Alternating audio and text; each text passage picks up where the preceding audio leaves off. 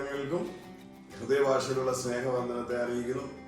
ഇന്ന് നമ്മൾ പരിചയപ്പെടാൻ പോകുന്നത് നമ്മുടെ പ്രിയപ്പെട്ട ഫിലിപ്പച്ചാനെയാണ് പരിചയപ്പെടാൻ പോകുന്നത്. നമ്മുടെ ദീർഘനാളെ നമ്മുടെ കുടുംബത്തിലെ ഒരു അംഗം കൂടിയാണ് ഫിലിപ്പച്ചാനെ. നമ്മൾ തൻ്റെ ജീവിതാനുഭവങ്ങളിലൂടെ ഒന്ന് പങ്കുവയ്ക്കപ്പെടുവാനായിട്ട് പോവുകയാണ്. അത് കേട്ടിരിക്കുന്ന നിങ്ങൾക്കും മുൻവിധികളില്ലാതെ അത് കേൾക്കുവാൻ കർത്താവ് സഹായിക്കട്ടെ. അത് വലിയ അനുഗ്രഹമായി മാറട്ടെ. അതിലേക്ക് ഞാൻ ഫിലിപ്പച്ചാനെ ക്ഷണിക്കുകയാണ്.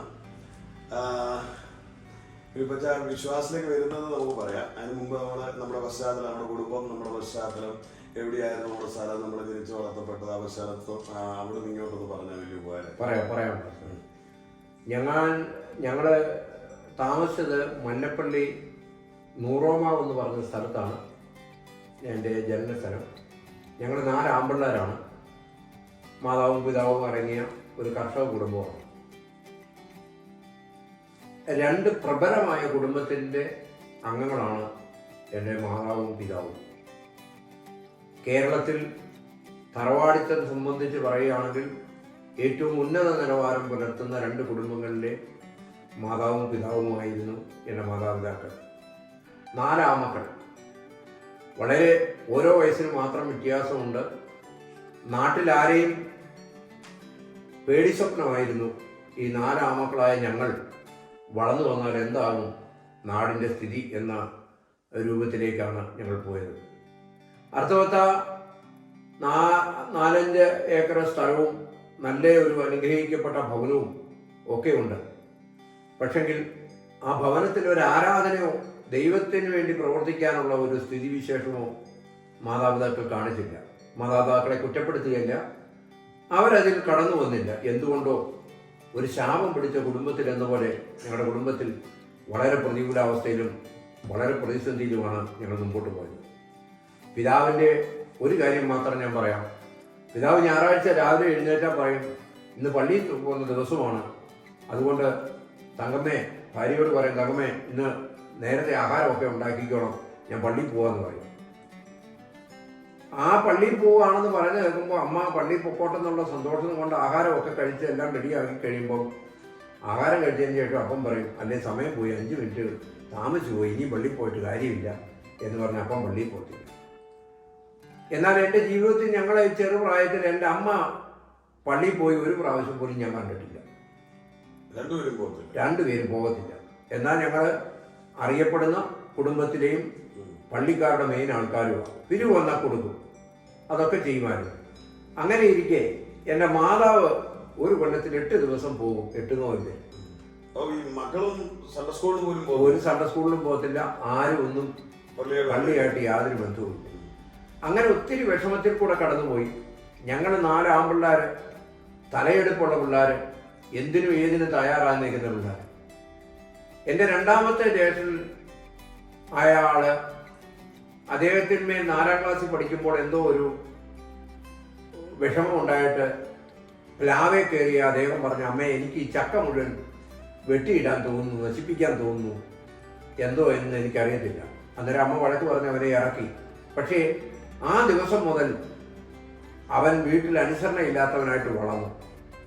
വളരെ വിഷമത്തിൽ കൂടെ കടന്നു പോകേണ്ടിയ സ്ഥിതിവിശേഷങ്ങൾ എൻ്റെ പിതാവും മാതാവും ഞങ്ങൾക്കൊക്കെ അഭിമുഖീകരിക്കേണ്ടി വന്നു. പക്ഷേ സ്കൂൾ തലത്തിൽ പുസ്തകം പോലും വാങ്ങിച്ചു കൊടുക്കുന്ന പുസ്തകം പോലും വിറ്റ് ചായ കുടിക്കും. പക്ഷേ സ്കൂൾ തലത്തിൽ അവൻ ഫസ്റ്റ് ക്ലാസ്സാണ്. 8ാം ക്ലാസ്സിലോ 9ാം ക്ലാസ്സിലോ 10ാം ക്ലാസ്സിലോ ഒരു പുസ്തകം പോലും ഇല്ല. വിറ്റാൽ ആ ആഴ്ചയിൽ അവൻ പുസ്തകം വയ്ക്കും. പക്ഷേ ആ സ്കൂളിലെ ഒന്നാമനായിരുന്നു. അത്രയും വളരെ മാർക്കോടുകൂടി വാങ്ങുന്ന അവനെ മാതാപിതാക്കൾ വളരെ സ്നേഹിച്ചു. പക്ഷേ അവൻ ആ ഒരു വളർച്ചയിൽ അവൻ തന്നിഷ്ടക്കാരനായിട്ട് അവൻ ജീവിക്കാൻ പഠിച്ചു. അവൻ ഏതെങ്കിലും കാര്യം വീട്ടിൽ വന്ന് ചോദിക്കുകയാണ്, എനിക്ക് ഇന്നൊരു 1000 രൂപ തരണം എന്ന് അപ്പനോട് പറയുകയാണെങ്കിൽ അത് കൊടുത്തില്ല എങ്കിൽ അന്നേരെ വീട്ടിലുള്ള മുതലുകൾ അവൻ നശിപ്പിക്കും. അങ്ങനെ വളരെ വിഷമം അനുഭവിച്ചു. കട്ടിലുകൾ കീറിക്കളയുക, മെത്തകൾ കൂട്ടിയിട്ട് ചാമ്പലാക്കുക, ഇതൊക്കെയായി. അന്നേരം ഇവരിൽ എന്തെല്ലാം പ്രശ്നമുണ്ടെന്ന് നമുക്കറിയത്തില്ല, നമുക്ക് ദൈവമായിട്ട് യാതൊരു ബന്ധവുമില്ല. അങ്ങനെ ഇവന്റെ പ്രശ്ന പരിഹാരത്തിനായി എൻ്റെ മാതാപിതാക്കൾ പലവിധ മാർഗങ്ങൾ ആലോചിച്ചു, കൂടോത്രങ്ങൾ ചെയ്തു. യാക്കോബായിലെ വലിയ അച്ഛന്മാരെ കൊണ്ടുവന്നിട്ട് സർവേക്കല്ല് പോലുള്ള കല്ലുകൾ കൊണ്ടുപോയി വീടിൻ്റെ 4 ഭാഗത്തും കുഴിച്ചിടിപ്പിച്ചു. പിന്നെ പോറ്റിമാരെ കൊണ്ടുവന്നു. 50 തേങ്ങ വെട്ടി 100 മുറിയാക്കി ആ 100 മുറിക്കകത്ത് വെളിച്ചെണ്ണയും തിരിയും വെച്ച് കത്തിച്ചിട്ട് പറഞ്ഞു, ഒരു കാരണവശാലും നിങ്ങളാരും ഇത് ഇറങ്ങരുത്, ഞാൻ ഇതിൻ്റെ കർമ്മങ്ങൾ ചെയ്തോളാമെന്ന് പറഞ്ഞു.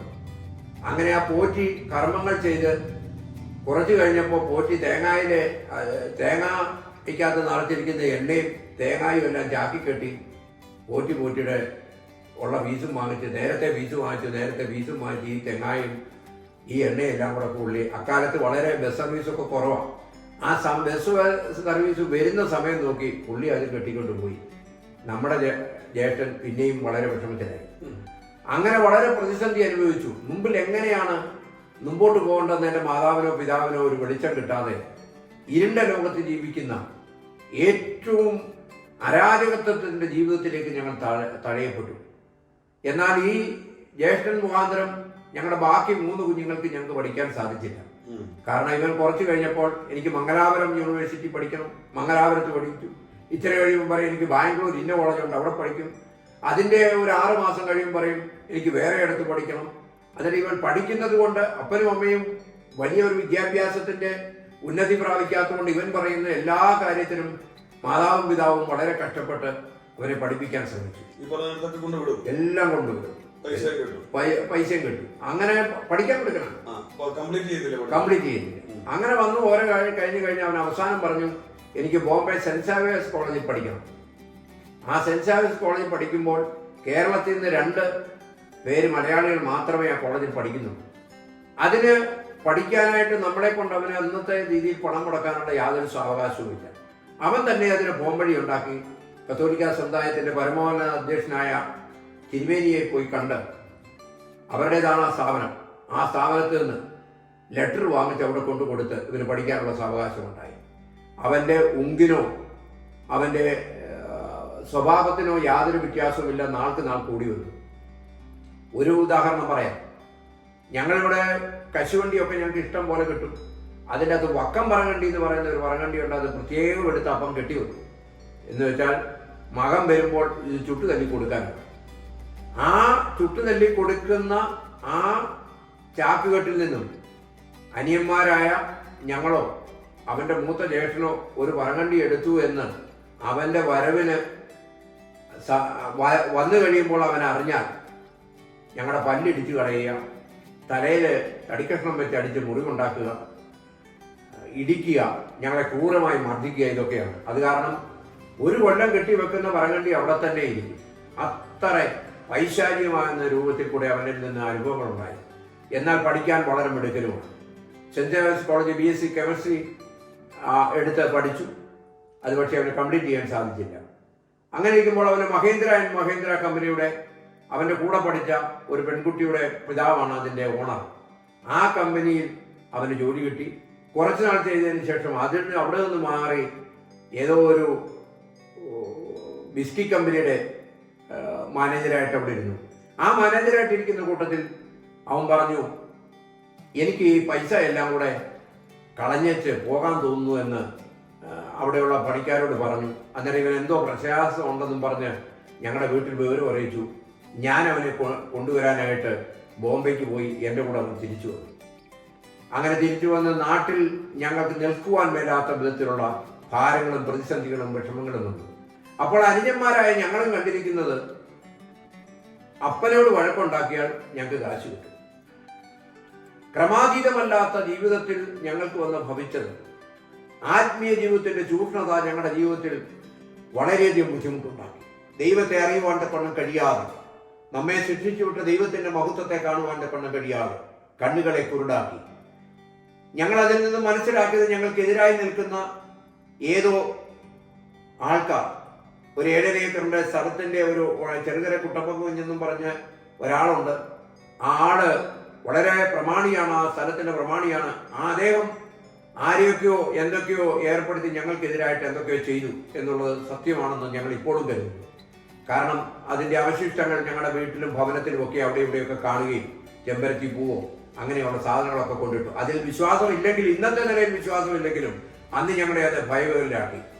അത് ഞങ്ങളുടെ ജീവിതത്തിൻ്റെ ധാർമ്മികമായ കുടുംബത്തിൻ്റെ ചൂഷണത്തിന് ഏറ്റവും കൂടുതൽ ബുദ്ധിമുട്ടുണ്ടാക്കി. അദ്ദേഹം ഈ ഒരു ജ്യേഷ്ഠനായ ഒരാൾ മാത്രം കാണിച്ചതിൻ്റെ തീക്തഫലം ഞങ്ങളുടെ കുടുംബത്തിൽ ഏറ്റവും ഉണ്ടായി. അന്യന്മാരായിരിക്കുന്ന ഞങ്ങളുടെ ജീവിതങ്ങളിൽ അതിൻ്റെ പ്രതിഫലനം ഉണ്ടായി. ആ അനുജന്മാരെന്ന് പറയുന്നതിലെ ഇളയയാളാണ് ഞാൻ, ഏറ്റവും ഇളയയാളാണ് ഞാൻ. എൻ്റെ ജീവിതത്തിൻ്റെ കഥ ഞാൻ മുമ്പോട്ട് കൊണ്ടുപോകാം. കാരണം ഇതെല്ലാം കൂടെ പറഞ്ഞു തരണമെങ്കിൽ ഒരു ദിവസം മുഴുവൻ എടുത്താൽ പോലും പറഞ്ഞു തരത്തില്ല.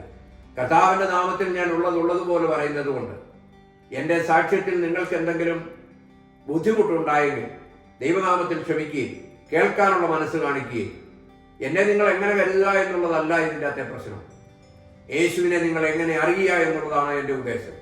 അതുകൊണ്ട് അതിൽ നിങ്ങൾ ഏറ്റവും ശ്രദ്ധാലുക്കളാകുകയും മാനസാന്തരത്തിന് നിങ്ങളുടെ ജീവിതത്തിൽ കളമൊരുക്കുകയും നമ്മുടെ കുഞ്ഞുങ്ങളെ പത്യോപദേശത്തിലും ദൈവവചനത്തിലും ശിക്ഷിച്ചു വളർത്തി ദൈവത്തിന് പ്രസാദമുള്ളവരാക്കി മാറ്റുവാൻ നിങ്ങൾ സദയം മനസ്സ് കാണിക്കണമെന്ന് ദൈവനാമത്തിൽ ഞാൻ ഓർപ്പിക്കുകയാണ്. ഞാനും വീട്ടിൽ നിന്നും എനിക്ക് വേണ്ടതായുള്ള കരുതൽ ലഭിക്കാതെ വന്നപ്പോൾ 4 കുഞ്ഞുങ്ങളും 4 പാടാണ് ജീവിക്കുന്നത്. ആ ഒരു ജീവിത രീതി മുമ്പോട്ട് പോയപ്പോൾ സാധുക്കളായ മാതാവും പിതാവും അവരറിഞ്ഞുകൊണ്ട് ഞങ്ങളെ ദ്രോഹിച്ചതാണെന്ന് ഒരിക്കലും പറയാൻ പറ്റത്തില്ല. എൻ്റെ അപ്പൻ വളരെ അധ്വാനിയായിരുന്നു. ഇല്ല, ഒരു കാരണവശാലും അപ്പൻ ചിലപ്പോഴെങ്ങാനും ഒന്ന് മദ്യച്ച് കാണുമായിരിക്കും എന്ന് വിശ്വസിക്കുന്നു. എന്നാൽ വളരെ കഠിനാധ്വാനിയായിരുന്നു. നമ്മൾ പറയാറുണ്ടല്ലോ, വലിയ കമ്പി വെച്ച് കയ്യാല കെട്ടി അതിന് തട്ട് തിരിച്ച് 10-400 തെങ്ങുമൊക്കെ വെച്ച് അനുഗ്രഹിക്കപ്പെട്ട ഒരു ഭവനമൊക്കെ വെച്ച് 10,000-4,000 കപ്പ നടുകയും 10,500 ചേന നട്ട് വളരെ വിഭവസമൃദ്ധമായ രീതിയിൽ കൃഷി തലത്തിൽ ഉയർച്ച പ്രാപിക്കത്തക്കവണ്ണമുള്ള അധ്വാനിയായിരുന്നു. പക്ഷെങ്കിൽ ഓട്ടക്കൈ പോലെയായി അദ്ദേഹത്തിൻ്റെ ഈ ഒരൊറ്റ മകൻ കാരണം ഞങ്ങൾക്ക് വളരെ സങ്കടം വന്നു. ഞാൻ എൻ്റെ വഴിക്ക് പോയി, എൻ്റെ സഹോദരങ്ങൾ മറ്റുള്ള വഴിക്ക് പോയി. ഒരിക്കലും ഗതി പിടിക്കാത്ത ഒരു ഭവനം, ഒരിക്കലും ഒരാശ്വാസം പ്രാപിക്കാത്ത ഭവനം. എന്താണ് ചെയ്യേണ്ടത്? അപ്പോഴാണ് പിശാചിൻ്റെ വലിയ തന്ത്രങ്ങൾ നമ്മളെ വിഴുങ്ങുവാനും നമുക്ക് പല ഇടത്തിൽ കൂടെ സാവകാശം കിട്ടി. നാം ഈ കുടുംബത്തിൽ നിന്നും ലോകത്തിലേക്ക് ഇറങ്ങി. ലോകത്തിൽ നമ്മളെ തേടി വന്നിരിക്കുന്നത് അധാർമ്മിയുടെ മാർഗമായിരുന്നു.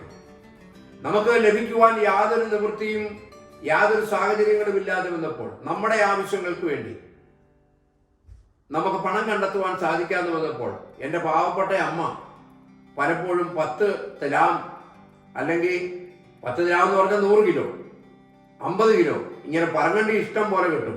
ആ പറങ്ങണ്ടി എൻ്റെ അപ്പം കാണാതെ എൻ്റെ തലയെ പിടിച്ചു തരും. മോൻ കൊണ്ടുപോയി മല്ലപ്പള്ളി ചന്തയെ കൊണ്ട് വിൽക്കണം.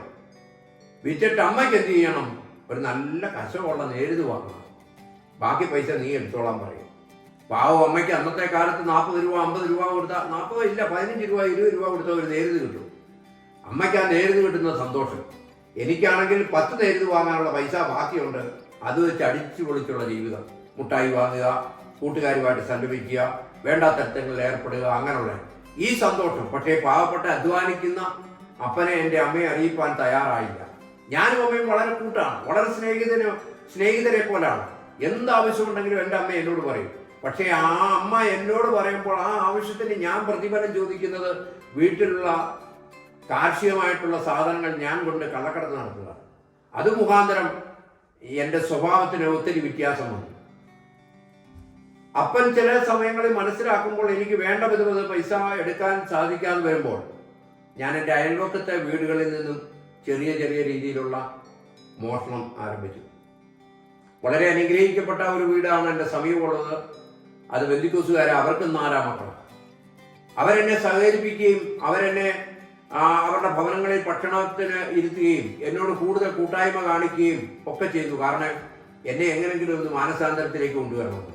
അവരെന്നെ മാനസാന്തരത്തിലേക്ക് അടുപ്പിക്കാൻ ശ്രമിക്കും തോറും ഞാൻ അവരുടെ ഭവനത്തിൽ നിന്ന് എങ്ങനെ എൻ്റെ കാര്യങ്ങൾക്ക് വേണ്ടി പൈസകൾ ക്രമീകരിക്കാമെന്നുള്ള രൂപത്തിൽ ഞാൻ അവരെ ചൂഷണം ചെയ്തുകൊണ്ടിരുന്നു.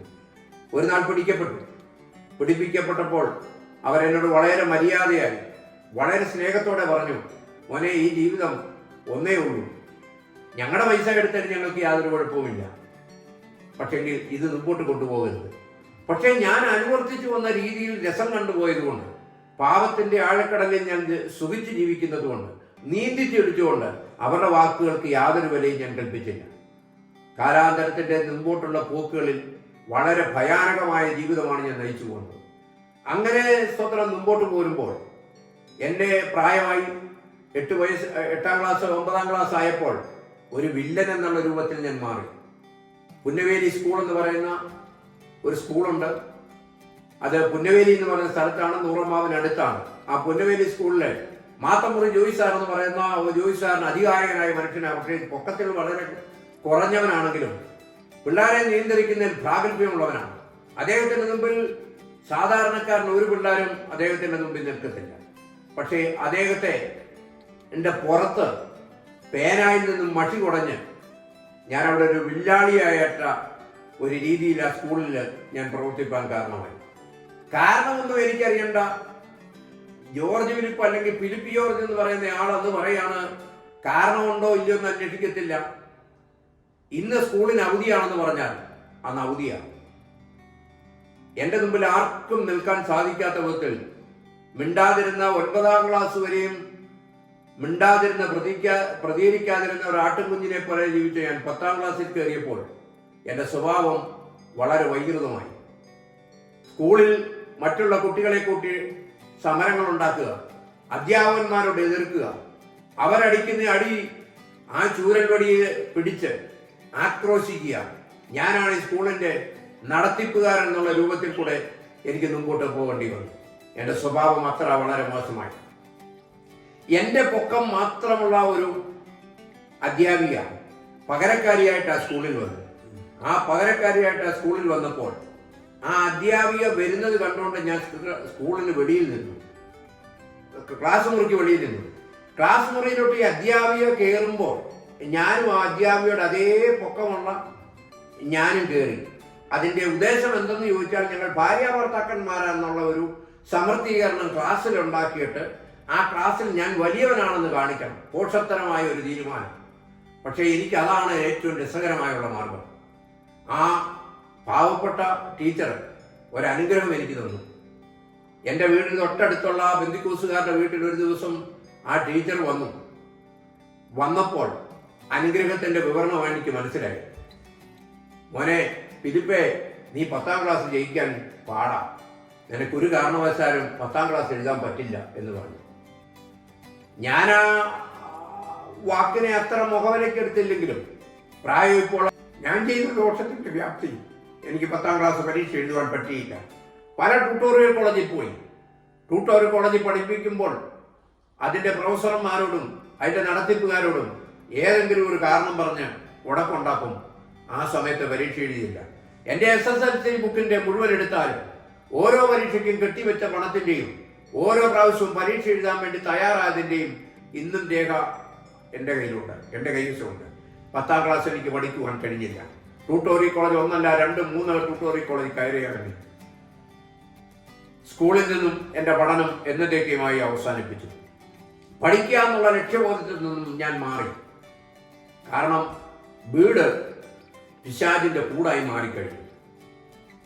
ജ്യേഷ്ഠൻ BSc വരെ പഠിച്ചുവെങ്കിലും അവന് ഒരു ഉയർച്ചയിലേക്ക് വരുവാൻ തക്കണം കഴിയാതെ മാനസിക രോഗിയായി മാറിക്കഴിഞ്ഞു. വീട്ടിൽ വന്നാൽ അവനെ ഒതുക്കുവാൻ ഞാനാണ് അന്നത്തെ വില്ലൻ വീട്ടിലെ. അദ്ദേഹത്തെ, എൻ്റെ ജ്യേഷ്ഠനെ കൈയും കാലും പൂട്ടി ചങ്ങലക്കിട്ട് വീട്ടിലവനെ ഒതുക്കുവാൻ ശ്രമിക്കുമ്പോഴും ഇന്നും അറിയാൻ മേലാത്ത കാര്യമുണ്ട്. 2 കാലും ചങ്ങലയിൽ പൂട്ടി, 2 കൈയും പുറകോട്ട് കെട്ടി, താഴിട്ട് പൂട്ടി, താക്കോൽ എൻ്റെ കയ്യിൽ സൂക്ഷിച്ചാലും നേരം വെളുത്ത് വരുമ്പോൾ പൂട്ടടിച്ചു പോകുന്ന ഒരു വിചിത്ര ഏർപ്പാട് എൻ്റെ ജ്യേഷ്ഠനിൽ നിന്നുണ്ടായി. ആരുടെ ബലമോ ആരുടെ ശക്തിയോ ആരുടെ സ്തോത്രം ഇതൊന്നോ എനിക്ക് ഇന്ന് വിവരിപ്പാൻ കഴിയത്തില്ല. ആ താഴും ചങ്ങലയൊക്കെ സമീപം 1 കിലോമീറ്ററിനപ്പുറമുള്ള ഏതെങ്കിലും ഒരു പാറയിൽ പൊട്ടിച്ചിടും. എങ്ങനെ ഈ 2 കൈ പുറകോട്ട് കെട്ടിയാൽ ഈ ചങ്ങല ബന്ധിത വഴിച്ചു എന്ന് ഓർക്കും. പലപ്പോഴും അതിനുത്തരം കണ്ടെത്തുവാൻ കഴിയത്തില്ല. എന്നാൽ ദൈവത്തെ ഞങ്ങൾ ആശ്രയവും ഇല്ലാതെയായി. അങ്ങനെ വന്ന വളരെ വിഷമത്തിലും വളരെ ഭാരത്തോടുമായി ഞങ്ങൾ കോട്ടയത്തോടെ ഞങ്ങൾ നൂറാമാവിനോട് വിട പറഞ്ഞു. നെടുമുന്നു എന്ന് പറഞ്ഞ സ്ഥലത്ത് വന്നു. അവിടെയും കുറച്ച് നാൾ പാർത്തു. അതിനുശേഷം ഞങ്ങൾ തൃശ്ശൂരിന് ഞങ്ങൾ പോകേണ്ടി വന്നു. തൃശ്ശൂർ പോയി എൻ്റെ ജ്യേഷ്ഠനെ അറിയാത്ത ഒരു സ്ഥലത്താണ് ഞങ്ങൾ സഹോദരങ്ങൾ എല്ലാവരും പോയത്. പക്ഷെങ്കിൽ അവൻ നല്ല വിദ്യാഭ്യാസമുള്ള ആളാണ്. അവനെങ്ങനെയോ അറിഞ്ഞു തൃശ്ശൂരാണ് ഞങ്ങളുടെ പോക്കെന്ന്. ആ തൃശ്ശൂർ അവൻ ചെന്ന് സപ്ലൈസ് ഓഫീസിൽ 2-3 സപ്ലൈസ് ഓഫീസിൽ ചെന്നപ്പോൾ ഒരു സബ് കളക്ടർ ഓഫീസിൽ ഞങ്ങളുടെ പേരിൽ ആധാരം നടന്നിട്ടുണ്ട്. ആ ആധാരത്തെ അവൻ ലക്ഷ്യം വെച്ചുകൊണ്ട് അവൻ ഞങ്ങളുടെ വീട് കണ്ടുപിടിച്ചു. ഞങ്ങളുടെ വീട്ടിൽ വീണ്ടും അവൻ ആഗതനായി. ഇതിനിടയിൽ അവന് വസ്തുവക അവൻ്റെ വീതം കിട്ടണമെന്ന് പറഞ്ഞ് എൻ്റെ അപ്പൻ അവന് അന്നത്തെ കാലത്ത് വസ്തു വിറ്റ് അവന് 1 ലക്ഷം രൂപയോളം അവൻ്റെ വീതം കൊടുത്തു. അവനത് ബോംബെയിൽ കൊണ്ടുപോയി മുഴുവൻ തകർത്ത് തൂത്തെറിഞ്ഞ് നിരാശ്രയനായാണ് തിരിച്ചു വന്നിരിക്കുന്നത്. ഒന്നും അവന് കൊടുക്കേണ്ട കാര്യമില്ല നിയമപ്രകാരം. പക്ഷെ സ്വന്തം സഹോദരനെ നമ്മൾ എങ്ങനെ തള്ളിക്കളയും? അവൻ്റെ ആകാഴികയിൽ, അവൻ്റെ ബുദ്ധിമുട്ടിൽ അവനോട് സ്തോത്രം ഒന്നും ചെയ്യുവാൻ പറ്റാതായി. അങ്ങനെ ഇരിക്കുമ്പോൾ എനിക്ക് പൈസ കിട്ടാൻ യാതൊരു വഴിയുമില്ലാതെ, യാതൊരു സ്തോത്രം മാർഗവുമില്ലാതെ വന്നപ്പോൾ ഞാൻ ഒരു മാർഗം കണ്ടുപിടിച്ചു. എൻ്റെ അമ്മയുടെ അനിയത്തി ഒരാള് മല്ലപ്പള്ളി താമസിക്കുന്നവർ, 2 പെൺകുഞ്ഞുങ്ങളുമായിട്ട് താമസിക്കുക. എൻ്റെ ആ അമ്മാമ്മയുടെ ഭർത്താവ് പട്ടാളക്കാരനാണ്. അദ്ദേഹം വല്ലപ്പോഴും ഒരു കൊല്ലത്തിൽ ഒരു പ്രാവശ്യമൊക്കെ വരത്തുള്ളൂ. അന്നേരം അവിടെ പോയാൽ നമുക്ക് കുറച്ച് പണം സംഘടിപ്പിക്കാം. എൻ്റെ രക്തമാണെന്നോ എൻ്റെ ബന്ധുവാണെന്നോ എൻ്റെ അമ്മയ്ക്ക് തുല്യമാണെന്നോ എന്നുള്ള ഒന്നും കാഴ്ചപ്പാട് അറിയില്ല. കാരണം നമ്മുടെ കണ്ണ് ഇരുട്ടാണ്. നമുക്ക് എവിടെയാണ് സ്തോത്രം നമുക്ക് ജീവിക്കാൻ ഒരു വഴി കിട്ടേണ്ടെന്ന് വിചാരിച്ച് ആ പാവപ്പെട്ട വീട്ടിൽ കയറി ഞാൻ ചില സാധനങ്ങൾ മോഷ്ടിക്കേണ്ടി വന്നു. കൂട്ടിന് പിടിച്ചതോ ഒരു പെരുങ്കള്ളനെ. ആ പെരുങ്കള്ളൻ വളരെ വലിയ ഒരു കേടിയാണ്. പക്ഷെ ആ കേടിയായിരിക്കുന്ന ആളെ കൂട്ടിപ്പിടിച്ച് അവിടുന്ന് ഞാൻ ചില സാധനങ്ങൾ എടുത്തു. നക്കാപ്പിച്ച സാധനമേ ഉള്ളൂ, അതിൻ്റെ വലിപ്പവും അതിൻ്റെ പവന്റെ ഒന്നും പറയുന്നില്ല. പക്ഷെങ്കിൽ 2ാമത്തെ ദിവസവും 3ാമത്തെ കോളിളക്കമുണ്ടാക്കി. ഈ വീട്ടിൽ കയറിയത് ആരാണ്? സ്ക്വാഡ്, പട്ടി ഇതെല്ലാം വന്ന് ഭയങ്കര പരിശോധനയായി. എനിക്കറിയാമോ എന്നെ പിടിക്കുമെന്ന്? ഞാൻ വളരെ ബുദ്ധിപൂർവമായി ചെയ്ത കാര്യമല്ലേ. എന്നെ ഒരിക്കലും പിടിക്കത്തില്ല. കാരണം ആരും ഇത് കണ്ടിട്ടില്ല, ആരും അറിഞ്ഞിട്ടില്ല.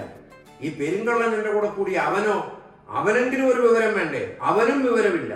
കാരണം ഇത് പിശാചിന്റെ ചതിയായിരുന്നു എന്നുള്ളത് പിൽക്കാലത്താണ് മനസ്സിലായത്. അങ്ങനെ ഞാൻ അവിടെ നിന്ന് സ്തോത്രം ഇത് മോഷ്ടിച്ച് ഈ സാധനങ്ങളൊക്കെ മോഷ്ടിച്ച് ഇറങ്ങി 2ാം ദിവസം എന്നെ പോലീസ് പിടിച്ച് എന്നെ സബ് ജയിലിൽ കൊണ്ട് മാവേലിക്കര സബ് ജയിലിൽ കൊണ്ടാക്കി. അവിടുത്തെ ജയിൽ സൂപ്രണ്ട് എൻ്റെ ബന്ധത്തിൽപ്പെട്ട ഒരാളാണ്. പക്ഷെ അവിടെ ഒരു പരിചിത മനോഭാവം കാണിക്കാൻ പറ്റത്തില്ലല്ലോ. പക്ഷെ ഞാൻ അവിടെ കിടന്നു കേസ് വാദിച്ചു. എൻ്റെ കൂടെയുള്ള പ്രതിയെ കിട്ടാൻ അവൻ മാറി നടന്നു, ഒളിവിൽ നടന്നു. അത് കിട്ടാത്തത്തോടും കാലം എനിക്ക് ഈ കേസിന് ഒരു നിവൃത്തി മാർഗം, ഇതിനൊരു ശിക്ഷ അല്ലെങ്കിൽ എന്തെങ്കിലും ഒരു അവസാനം കണ്ടെത്താൻ കഴിയാതെ വന്നു. അങ്ങനെ ഇരിക്കുമ്പോൾ അദ്ദേഹത്തെ പിടിച്ചു. എൻ്റെ അമ്മയോ അപ്പനോ സഹോദരങ്ങളോ ആരും എന്നെ സഹായിക്കാൻ വന്നില്ല. കാരണം ഇത് ചില്ലറ അഭിമാനമുള്ള ആരെങ്കിലും നമ്മളെ തിരക്കി വരുമോ? അവരെ കുറ്റം പറയാൻ പറ്റുമോ? അഭിമാനമുള്ള ആരെങ്കിലും, കെടികെട്ട ഒരു പ്രബല കുടുംബത്തിന്റെ നായകനായിരിക്കുന്ന എൻ്റെ പിതാവ്, ഏറ്റവും അനുഗ്രഹീതമായ ശ്രേഷ്ഠതയുള്ള കുടുംബത്തിന്റെ മാന്യതയുള്ളെന്ന് അവകാശപ്പെടുന്ന ഒരു കുടുംബത്തിലെ അമ്മ, ഇത്രയുമായി അവർക്ക് നാണക്കേട് മൊത്തം. ആ നാണക്കേട് മുഖാന്തരമായിരിക്കാം അവരെന്നെ അന്വേഷിച്ചു വന്നില്ല. എന്നോട് കേസിൽ ചോദിച്ചു, നിങ്ങൾക്ക് എന്തെങ്കിലും കൂടുതൽ പറയാനുണ്ടോ എന്ന് ചോദിച്ചപ്പോൾ ഞാൻ കോടതിയോട് പറഞ്ഞു, ഞാനാണ് ഇതിൻ്റെ അകത്തെ കുറ്റക്കാരൻ. ഈ കൂടെ നിൽക്കുന്ന ആള് യാതൊന്നും അറിഞ്ഞിട്ടില്ല എന്ന്. കുറ്റമേറ്റ് പറഞ്ഞ് എന്നെ 6 മാസത്തേക്ക് ശിക്ഷിച്ചു. അദ്ദേഹത്തെ വെറുതെ വിട്ടു. അങ്ങനെ ഏറ്റവും മോശത്തരമായി ജയിലിൽ കിടന്ന് പൂജപ്പുര സെൻട്രൽ ജയിലിലേക്ക് കിടക്കേണ്ടി വന്നു. എനിക്കറിയാം ഞാൻ പറയുന്ന അഭിമാനത്തിന് കുറവുണ്ടാവുമെന്ന്. പക്ഷേ എനിക്ക് പറയാതിരിക്കാൻ തരമില്ല. എന്നെപ്പോലെ ഏതെങ്കിലും കുഞ്ഞുങ്ങൾ ജീവിതത്തിലാകാതിരിപ്പാൻ മാതാപിതാക്കൾ വളരെ സൂക്ഷ്മതയോടെ കുഞ്ഞുങ്ങളെ വളർത്തിയില്ലെങ്കിൽ ദുരന്ത ഫലങ്ങൾ ഒന്നിനുമേലൊന്നായി നമ്മുടെ കുടുംബത്തിൽ നാം അനുഭവിക്കേണ്ടി വരും. നമ്മുടെ മക്കളുടെ നന്മ കാണുവാനും അവരുടെ അനുഗ്രഹം പ്രാപിപ്പാനും നമ്മൾ തയ്യാറാകുന്നുവെങ്കിൽ അവന്റെ വരവും പോക്കും, അവന്റെ സംസാരവും അവന്റെ ഇടപെടലും നമ്മുടെ നിരീക്ഷണത്തിന് കീഴിലായിരിക്കണം. ഇല്ലെങ്കിൽ കതിരെ കൊണ്ട് വളം വെച്ചാൽ അതൊരിക്കലും പ്രയോജനമാകുകയില്ല എന്നുള്ള ആ ദുഃഖസത്യം ഇന്ന് വൽക്കാലം ഞാൻ ഈ ദൈവനാമത്തിൽ നിങ്ങളെ ഓർപ്പിക്കുകയാണ്. അങ്ങനെ ജയിൽ ശിക്ഷ കഴിഞ്ഞ് കടന്നു വന്നപ്പോൾ എനിക്കൊരാഗ്രഹം. ഇത്രയും നാൾ ഞാൻ തോന്നിവാസമുള്ളവനായിട്ട് ജീവിച്ചു, ഇത്രയും ഞാൻ ദോഷമുള്ളവനായിട്ട് ജീവിച്ചു. എന്നാൽ എനിക്ക് ഒരു കാര്യം ചെയ്യാം. ഞാനൊരു അനുഗ്രഹിക്കപ്പെട്ടവനായി തീരുവാൻ എന്താ ചെയ്യേണ്ടത്? അത് ദൈവത്തിൽ ആശ്രയിക്കുകയല്ല ചെയ്തത്. ഞാൻ എൻ്റെ സ്വഭാവത്തെ ഒന്ന് മാറ്റുവാൻ ശ്രമിച്ചു. എല്ലാവരോടും വളരെ വിനയത്തോടെ പെരുമാറി. എൻ്റെ മാതാപിതാക്കൾ എന്തു പറഞ്ഞാലും കേൾക്കും. എൻ്റെ മാതാപിതാക്കൾ നോക്കിയപ്പോൾ ഞാൻ ഇത്രയും സങ്കടത്തിലും വേദനയിലും കെട്ടപ്പെട്ടവനായി കിടന്നപ്പോൾ എന്നെ കൊണ്ട് ചാണകക്കോട്ട എടുപ്പിക്കാൻ തുടങ്ങി. എടാ, നീ തെങ്ങിന് കൊണ്ടുപോയി 5 ചാണകക്കോട്ടയുടെ റബ്ബറിന് നട്. ഞാനിതെല്ലാം കേൾക്കും, കാരണം പുറം ലോകത്തോട്ട് ഇറങ്ങാൻ പറ്റാത്ത സ്ഥിതിയായി. പക്ഷേ കാലത്തിൻ്റെ ആ മുമ്പോട്ടുള്ള യാത്രയിൽ ഏതാനും ദിവസങ്ങൾ, ഏതാനും നാളുകൾ കഴിഞ്ഞപ്പോൾ ഞാനൊരു മികച്ച സ്വഭാവഗുണമുള്ളവനായി മാറി. അപ്പോൾ എനിക്കൊരാഗ്രഹം, എനിക്ക് ഈ ലോകത്തിൽ ആരാ പെണ്ണ് തരാനുള്ളത്? എനിക്ക് ആരെങ്കിലും ഏതെങ്കിലും പെൺകുട്ടിയെ കിട്ടുമോ? ഒരിക്കലും കിട്ടത്തില്ല. അങ്ങനെ ഇരിക്കുമ്പോൾ ഒരു പെണ്ണ് എന്നെ വിവാഹം ചെയ്യാൻ തയ്യാറായി. കത്തോലിക്ക കുടുംബത്തിൽപ്പെട്ട ഒരു പെൺകുട്ടിയാണ്. നമുക്കൊരൊറ്റ ആഗ്രഹം അതിൻ്റെ അകത്ത് ഉണ്ടായിരുന്നുള്ളൂ, ഒരു വിവാഹം ചെയ്യുക. ദേശത്ത് നമ്മളൊരു അനുഗ്രഹിക്കപ്പെട്ടവനാണെന്ന് മറ്റുള്ളവരെ കാണിക്കുക. ആ വിവാഹത്തിൻ്റെ ദിവസവും രസമാണ്. എൻ്റെ ജീവിതത്തിൽ വിവാഹം നടക്കുമ്പോൾ എൻ്റെ ജ്യേഷ്ഠനായ ആ അസുഖം ബാധിച്ച ആള് ഞങ്ങളുടെ ഭവനത്തിലുണ്ട്. അദ്ദേഹത്തിന് കൈക്കൂലി കൊടുക്കണം ഞാൻ വിവാഹം കഴിക്കണമെങ്കിൽ, അല്ലെങ്കിൽ വിവാഹം കഴിക്കുന്ന സ്ഥലത്തേക്ക് വരും. അത് വരുന്നത് കൈലിയൊക്കെ ഉടുത്ത് തലയിലൊരു വട്ടക്കെട്ടുമൊക്കെ കെട്ടി BSc കെമിസ്ട്രി പാസ്സായ ആളാണ്. ഒരു മനോവിഷമം ഭ്രാന്തനെ പോലെ ആ കല്യാണത്തിന് വന്നാൽ അത് നാണക്കേടാണ്. അതുകൊണ്ട് അവന് ഞാൻ കൈക്കൂലി കൊടുത്ത് വീട്ടിൽ നിർത്തി. നിനക്ക് ഇത്ര രൂപ തന്നേക്കാം, നീ വരരുതെന്ന് പറഞ്ഞു. അങ്ങനെ വരാതിരുന്നു. പക്ഷെങ്കിൽ എൻ്റെ നേരെ മൂത്ത ഒരു ജ്യേഷ്ഠനുണ്ട്, അവനുമായി വഴക്കുണ്ടായി. അവൻ്റെ തലയടിച്ചു പൊട്ടിച്ചു എൻ്റെ കല്യാണ ദിവസം. ഞാൻ കല്യാണമൊക്കെ കഴിഞ്ഞ് പെണ്ണുമൊക്കെ കെട്ടി തിരിച്ച് വീട്ടിൽ വരുമ്പോൾ എൻ്റെ സഹോദരനെ അടിച്ചിട്ടിരിക്കുന്നതാണ് കണ്ടത്. എനിക്കന്ന് ആരോഗ്യം നല്ല രൂപത്തിലുണ്ട്. ഞാൻ ആ ജ്യേഷ്ഠൻ്റെ അടുത്ത് സൂത്രത്തിൽ കടന്നു ചെന്നിട്ട് ഒരു മടലെടുത്തിട്ട് അവൻ്റെ കാലിൻ്റെ താഴെയുള്ള മസിലിനടിച്ച് അവനെ താഴെയിട്ടു. താഴെയിട്ടിട്ട് ഒരു കിണറ്റുകയർ മുഴുവൻ അവൻ്റെ പെരുവരൽ മുതൽ തലവരെയും ചുറ്റി കയറിനുള്ളിൽ അവനെ ആക്കി. ഇനി നിന്നെ ജീവിതത്തിൽ വെളി കാണിക്കില്ലെന്നൊക്കെ പറഞ്ഞ് അവനെ ഭയപ്പെടുത്തുകയൊക്കെ ചെയ്തു. അപ്പോൾ ഒരു കാരണവശാലും എൻ്റെ അപ്പൻ പറഞ്ഞാലോ അമ്മ പറഞ്ഞാലോ നാട്ടുകാർ പറഞ്ഞാലോ ഇവനെ അഴിച്ചുവിടുന്ന യാതൊരു പ്രശ്നമില്ല എന്ന് കരുതിയിരിക്കുമ്പോൾ എൻ്റെ അപ്പൻ്റെ മൂത്ത ജ്യേഷ്ഠൻ വന്ന് എന്നെ ശകാരിച്ചു. നീ അവനെ കൈകാര്യം ചെയ്യണ്ട, അത് അവനിൽ എന്തൊക്കെയോ പ്രശ്നങ്ങളുണ്ട്, അതുകൊണ്ട് അവനെ അഴിച്ചുവിടാൻ പറഞ്ഞു. ഏതായാലും അവനെ അഴിച്ചുവിട്ടു. അങ്ങനെയാണ് ഞങ്ങളുടെ കുടുംബത്തിൻ്റെ സ്ഥിതി. ഒന്ന് ആലോചിച്ച്, കല്യാണ ദിവസം സംഭവിച്ച അതിദാരുണ്യമായ സംഭവങ്ങൾ. അന്നേരം ജീവിതത്തിൽ ദൈവവുമായിട്ട് ബന്ധമില്ലാത്തത് കാരണം നാൾക്ക് നാൾ ഓരോ ദിവസവും മുമ്പോട്ട് വരുന്ന പ്രയാസം, പ്രതികൂലം കണ്ട് ഭയപ്പെട്ടു. പക്ഷെങ്കിൽ ജീവിതത്തിൽ പ്രശ്നങ്ങൾ കുറയുകയല്ല ചെയ്തത്, കൂടുകയാണ് ചെയ്തത്. ഞങ്ങൾ വിവാഹം ചെയ്തു, 2 കുഞ്ഞുങ്ങളുണ്ട്. ഞങ്ങൾ തൃശ്ശൂർ താമസമാണ്. തൃശ്ശൂർ താമസമായപ്പോൾ ഞാൻ ഇന്ന് ഒരു പൽക്കാലം ദൈവനാമത്തിൽ പ്രിയപ്പെട്ട സഹോദരിമാരോട് പറയുകയാണ്, നിങ്ങൾ നിങ്ങളുടെ ഭർത്താക്കന്മാർക്ക് വിധേയമുള്ളവരായിരിക്കണം. എൻ്റെ ഭാര്യ എന്ന് പറയുന്ന എനിക്ക് കിട്ടിയ സ്ത്രീ അല്ലെങ്കിൽ ആ മകള് ഒരു കടാരയെടുത്ത് എൻ്റെ നെഞ്ചത്ത് കുത്തിയാൽ ഞാൻ സഹിക്കാം. അതിൻ്റെ മുറിവ് നമുക്ക് സ്റ്റിച്ചിട്ടോ അല്ലെങ്കിൽ ഏതോ വിധത്തിൽ അത് നമുക്ക് സുഖപ്പെടുത്താം, അല്ലെങ്കിൽ കുറേ നാൾ വെറുതെ ഇരിക്കാം. അതിനേക്കാളും എൻ്റെ കൂരമ്പുള്ള വാക്കുകൾ ഉപയോഗിക്കും. അത് ജീവിതത്തിൽ എനിക്ക് സഹിക്കാൻ പറ്റാത്ത ഒരു ഭാരമായി. കാരണം ഞാൻ വളർന്നു വന്ന സാഹചര്യമേ തൻ്റെടിയായിരുന്നു. ഒരു പൗരുഷമായ ജീവിതം നയിക്കുന്ന, ആരെയും അനുസരിക്കാത്ത, കൂസാക്കാത്ത മതയാനെ പോലെ ജീവിക്കുന്ന എൻ്റെ മുമ്പിൽ ആ സ്ത്രീ പാവമാ, കാര്യമൊക്കെ ശരിയാ, പക്ഷെങ്കിൽ അവരിൽ നിന്ന് വരുന്ന വാക്കുകൾ എനിക്ക് ഉൾക്കൊള്ളാൻ കഴിഞ്ഞില്ല. ഞങ്ങൾ തമ്മിൽ പലപ്പോഴും പ്രശ്നങ്ങളുണ്ടായി. എന്നാൽ ഞാൻ കൃഷിയിടങ്ങൾ വളരെ കാര്യമായിട്ട് ഞാൻ നോക്കുകയും അതിനെ സംരക്ഷിക്കുകയൊക്കെ ചെയ്ത് സാമ്പത്തികമായിട്ട് പലപ്പോഴും നിലവാരം മുന്നിലേക്ക് വന്നു. കുശാഗ്രഹബുദ്ധി അപ്പോഴേക്ക് ഞാൻ പ്രാപിച്ചു. ഒരു ജീവിതത്തെ എങ്ങനെ മുമ്പോട്ട് കൊണ്ടുപോകണം, യൗവനക്കാരനായിരിക്കുന്ന എന്തുകൊണ്ട് എനിക്ക് അധ്വാനിച്ച് മറ്റുള്ളവരെ പോലെ കാശുണ്ടാക്കി സമർത്ഥമായ ഒരു ജീവിക്കാൻ കഴിയില്ലേ എന്നൊക്കെ ഞാൻ ചിന്തിച്ചു. അങ്ങനെ ചിന്തിച്ച് ഞാൻ ഏറ്റവും ഉയർന്ന നിലവാരത്തിൽ മുമ്പോട്ട് പോവുകയാണ്. ആ പോകുമ്പോൾ നാട്ടിലെ കോൺഗ്രസിനോടുള്ള ബന്ധത്തിൽ അവിടുത്തെ ബൂത്ത് പ്രസിഡന്റായി. അങ്ങനെ എനിക്ക് കോൺഗ്രസുമായിട്ടുള്ള ബന്ധം വന്നു. നിഷേധിക്കാൻ മേലാത്ത നാട്ടിലെ ഒരു വ്യക്തി ജീവിതമായി ഞാൻ മാറി. പ്രശ്നങ്ങൾ ആരെങ്കിലും ഭാര്യയും ഭർത്താവും ഒക്കെ തമ്മിൽ പ്രശ്നമുണ്ടായാൽ അവരുടെ പ്രശ്നങ്ങൾ ഞാൻ തീർക്കും. പക്ഷേ എൻ്റെ വീട്ടിൽ അടിയാണ്. എൻ്റെ വീട്ടിൽ അടിയാണെങ്കിലും 4 വർഷത്തെ പ്രശ്നങ്ങൾക്കൊക്കെ ഞാൻ സൊല്യൂഷൻ കണ്ടെത്തും. അതുപോലെ ഞാൻ പൈസ ഉണ്ടാക്കാൻ വേണ്ടി സോയിൽ കൺസർവേഷൻ്റെ ഏർപ്പാടൊക്കെ ഗവൺമെൻറ്റിൽ നിന്ന് കോൺട്രാക്ട് എടുത്ത് അതിൻ്റെ ലെവലിൽ ഞാൻ പൈസയൊക്കെ കണ്ടെത്തി. അങ്ങനെ ജീവിതത്തിൽ വളരെ ഉയർന്നുവെങ്കിലും സമാധാനമില്ലാത്ത ജീവിതം. ഞാൻ ബസ്സിൽ മൈൽ വാഹനം എന്ന് പറഞ്ഞ ബസ്സിലെ ഡ്രൈവറായിട്ട് കുറേ നാൾ വേല ചെയ്തു. അനുഗ്രഹിക്കപ്പെട്ട അതേ രീതിയിൽ ബസ് ഓടിക്കും. അതെനിക്ക് വളരെ ഇതായി. ആ ബസ്സിൻ്റെ ഒരു കാര്യം കൂടെ പറയാം. കടലുണ്ടി ഷൊർണൂർ വഴി പാലക്കാടിന് പോകുന്ന ഒരു ബസ്സുണ്ട്. പുതിയ വാഹനം എൻ്റെ കയ്യിൽ തന്നു. എൻ്റെ മുതലാളി മൈൽ വാഹന സർവീസാണ്, ഷൊർണൂരാണ് നടത്തുന്നത്. അന്നെടുത്ത പുതിയ വണ്ടി അശോക് ലൈലാൻഡിൻ്റെ ചീറ്റ എന്ന് പറയുന്ന വണ്ടി കടലുണ്ടിയിൽ നിന്നും ഞാൻ ട്രിപ്പ് എടുക്കുകയാണ്. ഫുൾ സീറ്റിൽ ആളാണ്. പക്ഷെങ്കിൽ ഈ ചീറ്റ വണ്ടി ഞാൻ ഓടിച്ച് പോകുമ്പോൾ വേറൊരു സ്ഥലത്തുനിന്ന് വേറൊരു വണ്ടി വരുന്നതിന് ഓവർടേക്ക് ചെയ്ത് പോയെങ്കിൽ മാത്രമേ എനിക്ക് ഇതിൽ കയറിയ ആളെ അതിൻ്റെ ഫുൾ സീറ്റിങ്ങിൽ പാലക്കാട് എത്തിക്കാൻ പറ്റത്തുള്ളൂ. അതിന് കടലുണ്ടി എന്ന് പറയുന്ന സ്ഥലത്തൂടെ ഒരു ലോറി കിടക്കുന്ന സൈഡിൽ കൂടെ എൻ്റെ കണക്കൂട്ടിൽ ആ ലോറിയുടെ സൈഡിൽ കൂടെ പോയാൽ സ്പീഡ് കുറയ്ക്കാതെ എനിക്ക് അതിനെ ഓവർടേക്ക് ചെയ്യാൻ പറ്റും എന്നുള്ള രീതിയിൽ നിർത്തിയിട്ടിരുന്ന ഓടിറക്കുന്ന ലോറിയുടെ സമീപത്തൂടെ ഞാൻ ഈ പുതിയ വണ്ടി കടന്നുപോയി. കടലുണ്ടി എന്ന് പറയുന്ന സ്ഥലത്ത് ഒരു കുഴപ്പമുണ്ട്.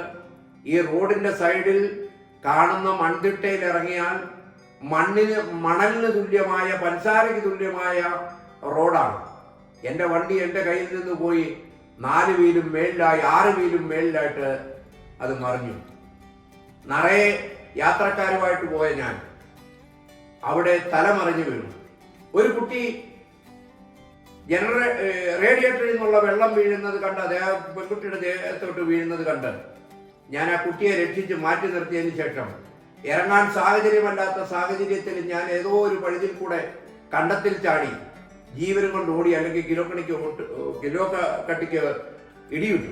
അത് പേടിച്ചോടിയപ്പോൾ ഒരു സ്വാമി എന്നോട് ചോദിച്ച് എന്താണെന്ന് ചോദിച്ചപ്പോൾ വിവരം പറഞ്ഞ സ്വാമി എന്നെ ആ വീട്ടിൽ കയറ്റി എനിക്ക് ഡ്രസ്സും കുളിക്കാനുള്ള സൗകര്യവും ഒരു ഉടുപ്പും ഒക്കെ തന്ന് ഞാൻ പോലീസ് സ്റ്റേഷനിൽ പോയി ഹാജരാക്കി. അന്നും എനിക്ക് ദൈവത്തെ വേണമെങ്കിൽ അറിയേണ്ട വിധത്തിൽ അറിയണമായിരുന്നു.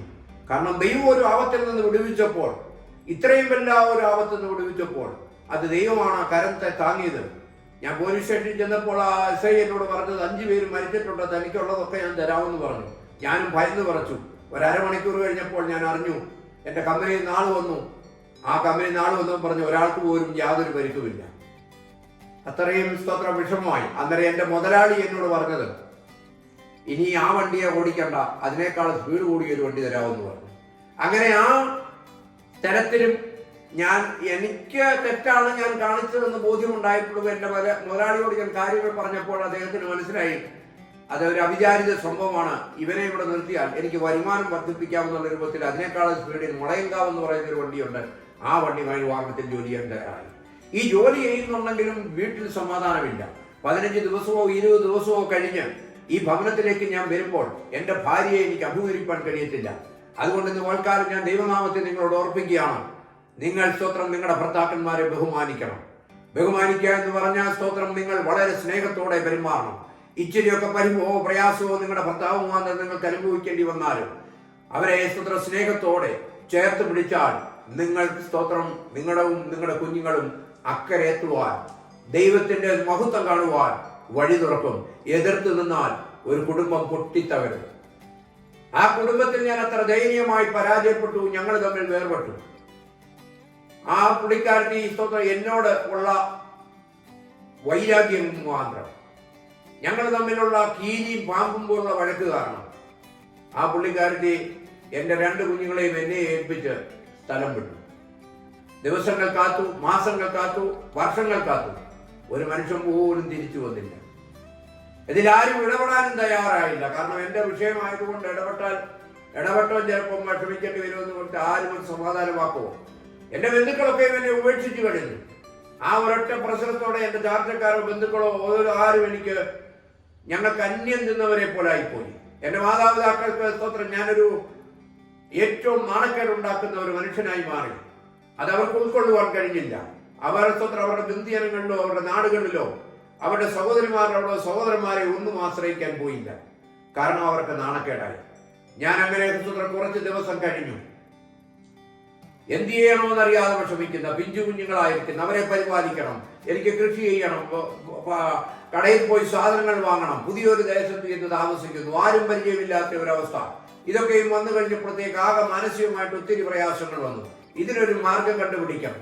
ഒന്നാമത്തെ മാർഗം എന്നെ ഉപേക്ഷിച്ചു പോയ എൻ്റെ ഭാര്യയോട് എനിക്ക് പ്രതികാരം ചെയ്യണം. അവൾ കാണണം ഈ അനുഗ്രഹം മറ്റൊരു സ്ത്രീ തട്ടിയെടുത്തു. അതിന് കാരണക്കാരി നീ തന്നെയെന്ന് വരുത്തി തീർത്ത വിധത്തിൽ ഞാൻ എൻ്റെ ജീവിതയാത്ര മുമ്പോട്ട് ആരംഭിച്ചു. കഠിനാധ്വാനി വളരെയധികം സ്ഥലം സമ്പാദിച്ചു. 1 ഏക്കറായി, 2 ഏക്കറായി, 3 ഏക്കറായി, 4 ഏക്കറായി, 5 ഏക്കറായി. ചില പ്രധാനപ്പെട്ട ഇടങ്ങളിൽ സ്ഥലം വാങ്ങിച്ചിട്ട് മറിച്ചു കൊടുത്തു, കാശുണ്ടാക്കി. 5 വാഹനം വാങ്ങിച്ചു. റബ്ബർ തോട്ടം, തെങ്ങും തോട്ടം, അങ്ങനെ വളരെയധികം കാർഷിക അഭിവൃദ്ധിയിൽ മുമ്പോട്ട് പോയി. പക്ഷെ എൻ്റെ മനസ്സിൽ ഒരു നിരാശയുണ്ടായിരുന്നു. ഞാൻ ഈ തോന്നിവാസങ്ങളൊക്കെ ചെയ്യുമ്പോഴും ഈ വേണ്ടാതീനങ്ങളൊക്കെയും ചെയ്യുമ്പോഴും അകത്തളത്തിൽ ദൈവത്തോട് ചിലപ്പോൾ പറയാറുണ്ട് കാര്യം സാധിക്കാൻ വേണ്ടി. ഇപ്പൊ ചില പ്രതികൂലങ്ങൾ മനുഷ്യനെ കൊണ്ട് സാധിക്കാൻ മേലാത്ത പ്രതികൂലങ്ങൾ വരുമ്പോൾ ദൈവസന്നിധി ഞാനും പാഴ്വാക്കുന്ന വണ്ണം ദൈവത്തോട് പറഞ്ഞിട്ടുണ്ട്, കർത്താവേ നിന്റെ വേലയ്ക്കായി ഞാൻ എന്നെ സമർപ്പിക്കാം, എനിക്ക് ഈ കാര്യം ചെയ്തു തന്നാൽ, എന്നെ അനുഗ്രഹിച്ചാൽ, ഞാൻ ഉദ്ദേശിക്കുന്ന രൂപത്തിൽ എൻ്റെ കാര്യങ്ങൾ മുമ്പോട്ട് നീങ്ങിയാൽ ഞാൻ ദൈവത്തിന് വേണ്ടി പ്രവർത്തിക്കാം.